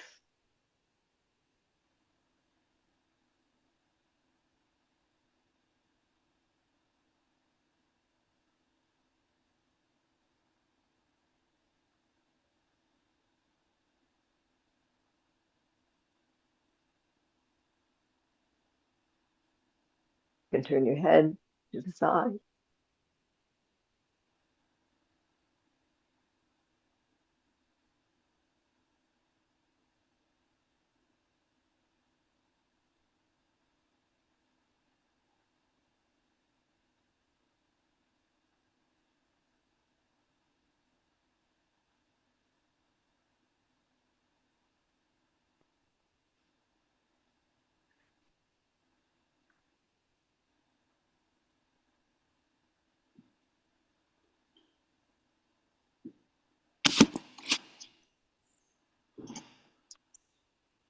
Any comments?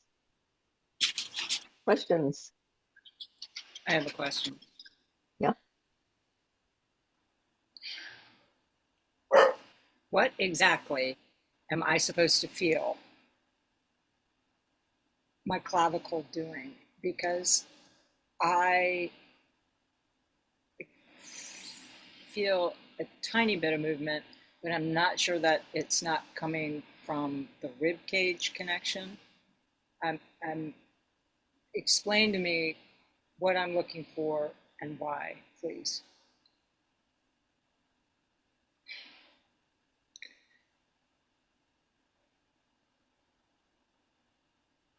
When you say, is it coming from the rib cage connection? So the clavicles are sitting on the ribs, on top of the rib bone, right? And the subclavius muscle is connecting it. To the first rib, right? So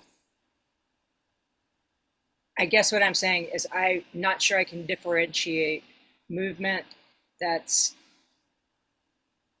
my clavicle moving or the the ribs moving with the motion.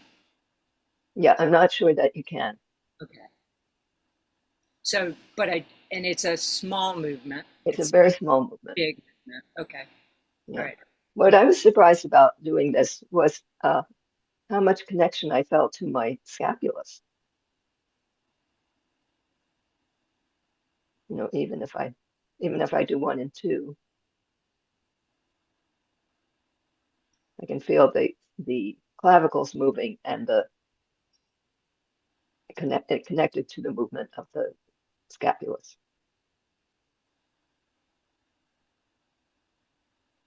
I put my one hand for a while on my scapula Uh-huh. and then one on the clavicle on the same side, and that made that much stronger because you know you're getting that tactile feedback. Hmm. Thank you. So I'm with you there, December, that I had a hard time sensing stuff in the clavicles and even to some degree in the shoulder blade until we got to that point where you said, Kimmy, something about the shoulder blade, one rotating up and back and the other one rotating. And then I could kind of feel it was the whole mobilization of the rib cage kind of rolling around. And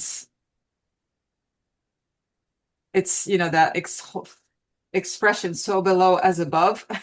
Maybe if I can feel it in the ribs, I can start to feel it in the shoulder blades and the clavicles more. That said, even though I didn't necessarily feel a lot when we went into paths 3 and 4 with the sense of uplift, I could almost picture or imagine more space between the clavicle and the first rib. Hmm. So it wasn't necessarily something I felt was my fingertips, but more like a felt sense, like, oh, there's extra space somewhere in here. That I felt in paths 3 and 4. And on the on the check-in, I noticed I had pain along uh, the top side of my right arm when I was extending it out and back. Uh-huh. And I think with all the nice spiraling, subtle spiraling of the clavicle, that's kind of, you know, found its way down the arm, and I don't have the pain anymore on the checkout. Nice work. Well done. Okay, So we'll I think, take it. yeah, all that connection, neck, shoulder, arm can get involuntarily curled in, scrunched up, Yeah. and even the subtlest movement, or rather not just even, but especially the very subtle repetitive movement helps unravel that pathway very nicely.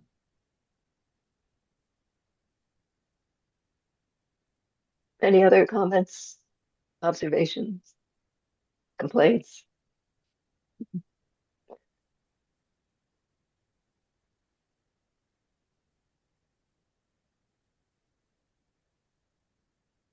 Something else that I felt after all that movement was more relaxation in my jaw. Mm.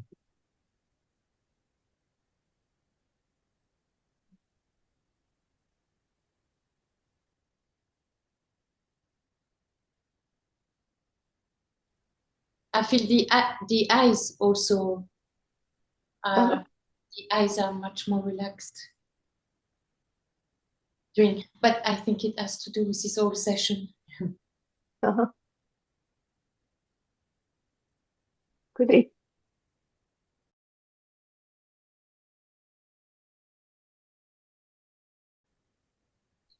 Okay. What time? It's about time for wrapping up. So today we covered the Russian dancer, cervical protraction and retraction, so the AO joint. We talked about sitting in the car. We didn't talk about sitting at the computer very much, but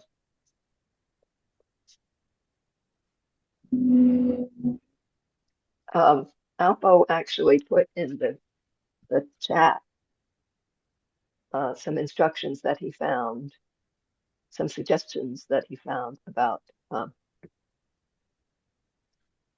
how you should arrange your computer.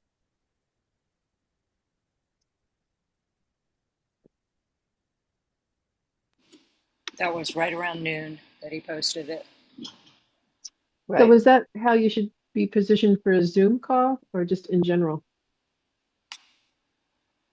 It says workstation, full workstation ergonomics, so it's Right. Okay. applicable for everything.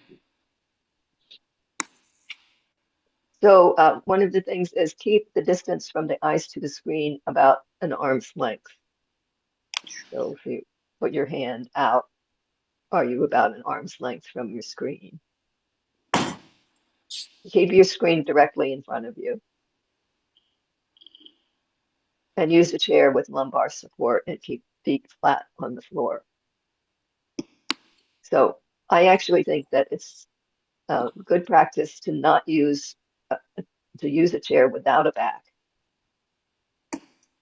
or at least part of the time, so that you practice holding yourself up. And then, if you're not using a back, you can go back and forth between pass 1 and 2 to keep yourself moving. You can do a little 3 and or 4, or a little 5 and 6. Maybe I should move that so you can actually see me. No, just keeping your self moving. Sometimes I encourage people to move their whole body when they move their hands over the keyboard. If you're reaching out to those number keys, then how would you do that with a pathway? You could go into path 2, and that would bring your hands forward.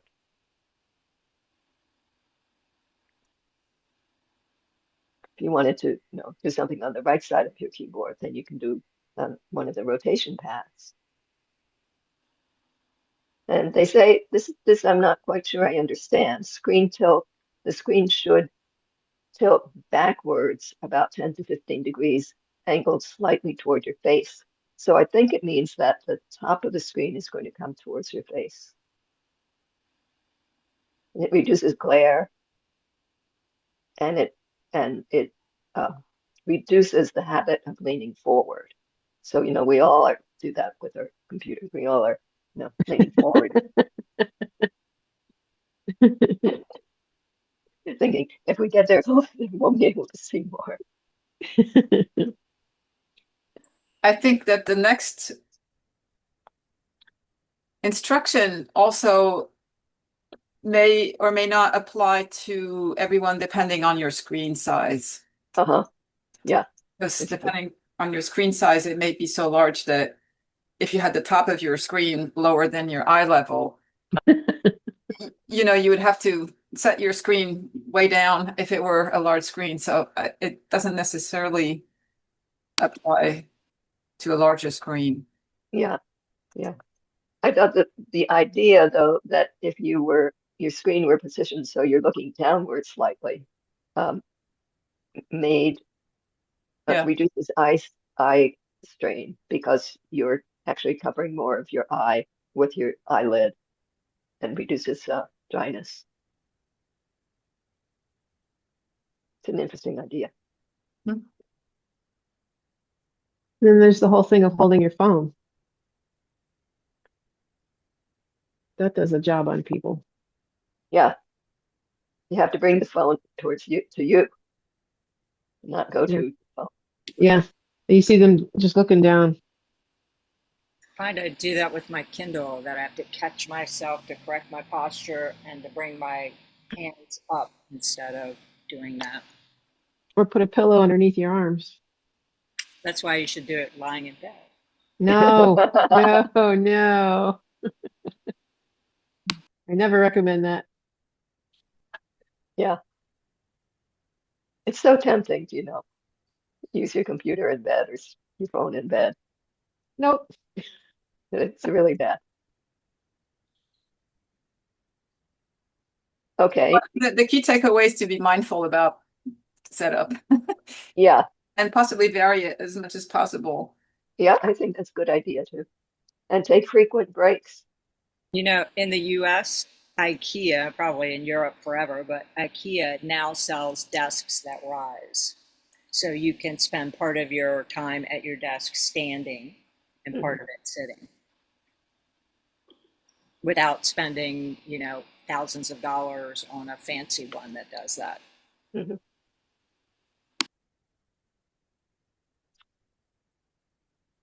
Let's see. We also talked about scapular movement, protraction, retraction, and mobilizing the first rib and clavicle, and the anatomy of the atlanto-occipital joint and the first rib and clavicle. Okay. Any questions?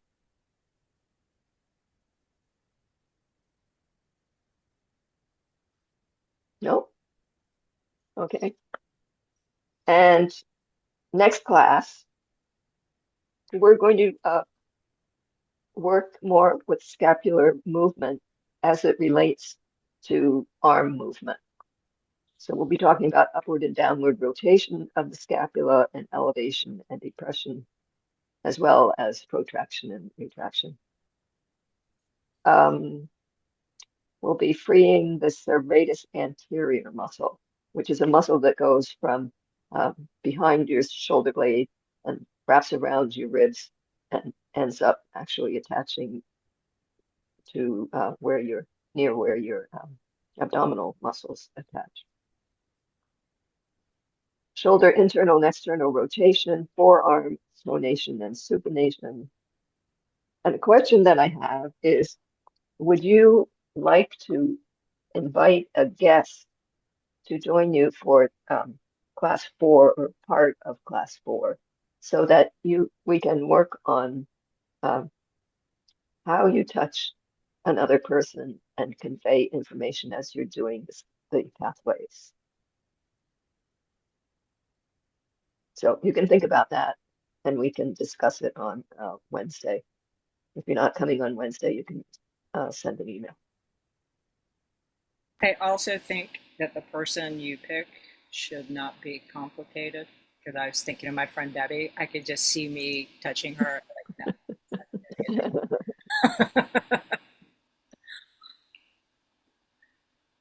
For those of you who live in Amsterdam, if you want to talk about, let's say Vivian is not there, so it would be Claire and Hildegard if you wanted to be in the same place and work with each other. That's a possibility too. But I'm not in Amsterdam. Oh, you're not in Amsterdam. No, I'm in Belgium for 4 weeks, so oh, I see. I'm not in the neighborhood of Claire. Sorry. Yeah. Unless Claire wants to go to Belgium. I am going, but I'm going to Ghent. Where are you in Belgium? I'm in Schorisse. That's below Ghent.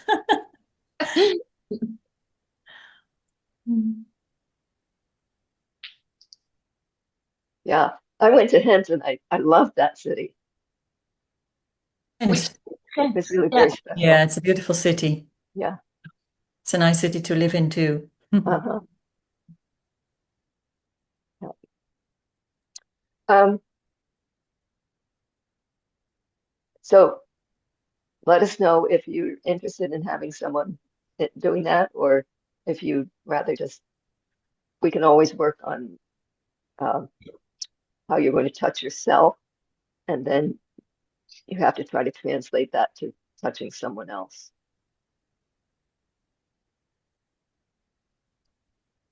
What part of the class would we do this with the other person? Because of course I will bring Deb, because she's a good person to get feedback on for everything I'm sure I will do wrong. I like the sink or swim method. So like what are we talking about? The beginning of class, the middle of class, the end of class?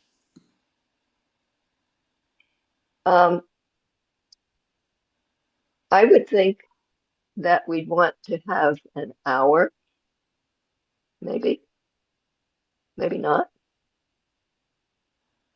Probably a You know, long time. an hour is a long time, 45 minutes, But it also up to half depends an on hour. how many of us have people, right? Yeah. So, well, I'll just see if I can. She's usually busy on Sunday, but I'll see if there's. Yeah, it's a tough time, the middle of the day on Sunday, when people are doing things. Uh-huh. Yeah. I will be away next week, so unfortunately I can't contribute a person. Uh-huh. And I'm also curious to know what's the name of that city, Heinz or Heinz? It's Hint. Ghent, It, Ghent, Hint. It's called, it's G-E-N-T. spelled Ghent. Oh, Ghent. Oh, Ghent. Yes. Okay. Sorry. I couldn't recognize it. Now But I it's not said that way, right? It's yeah. said Hint. Well, in Belgium, you would say Ghent. Okay. Ghent. Ghent. Yes. Okay. Oh, different than how I think it's pronounced. Yeah. So cool. I'll have to go visit. Yes. Yeah. It's, oh well, it's a great city. Why did you like it, Kimi? Why did I like it? I loved having that canal in the middle of the city and seeing all of the old storehouses along the Mhm. canal. The architecture is really beautiful, but there's also a very modern museum there uh, with That's lots true. of. It, it was a museum, at least at the time that I was there. They had an exhibit about uh, modern materials and how different objects were made from these modern materials. Yeah, nice to hear. Yeah. Yeah. Yes, they're close to each other, both museums, the modern one and the more classical one. Uh-huh. They're close to each other, yeah. Or Yeah. traditional one, yeah.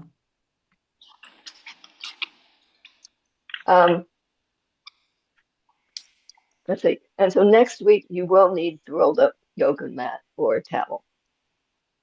Okay. Will a yoga bolster be too big? I mean, they're squishy, you know. You have to ask Deb. Depends how tight or loose your back is. Usually, you don't want it too big. Too big. It's kind of big. You can use a beach towel. Get a couple of noodles and duct tape them together. You don't have a bath towel or I do, but you know they flatten with the weight, even roll. They have a tendency to compress. Okay. Play around with it. So you want something like maybe that big around, Yeah. Your spine's going to be laying on it. right? Yeah, and I think you want it so that it's not painful for your spine to lie on it. So it shouldn't be too hard. Right. Or too big. All right. Okay.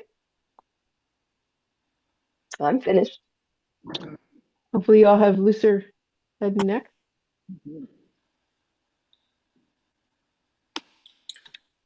Thank you for class, and I guess we'll see people Wednesday and/or next week. Yes. Thank you. Okay. I'll see you in 2 weeks. Or Wednesday. Actually, I should be able to attend Wednesday. Okay. Okay. Enjoy. Thanks, everyone. Bye. Thank you, Bye-bye. everybody. Thank you, Kimi and Deb. Thank you. You're welcome.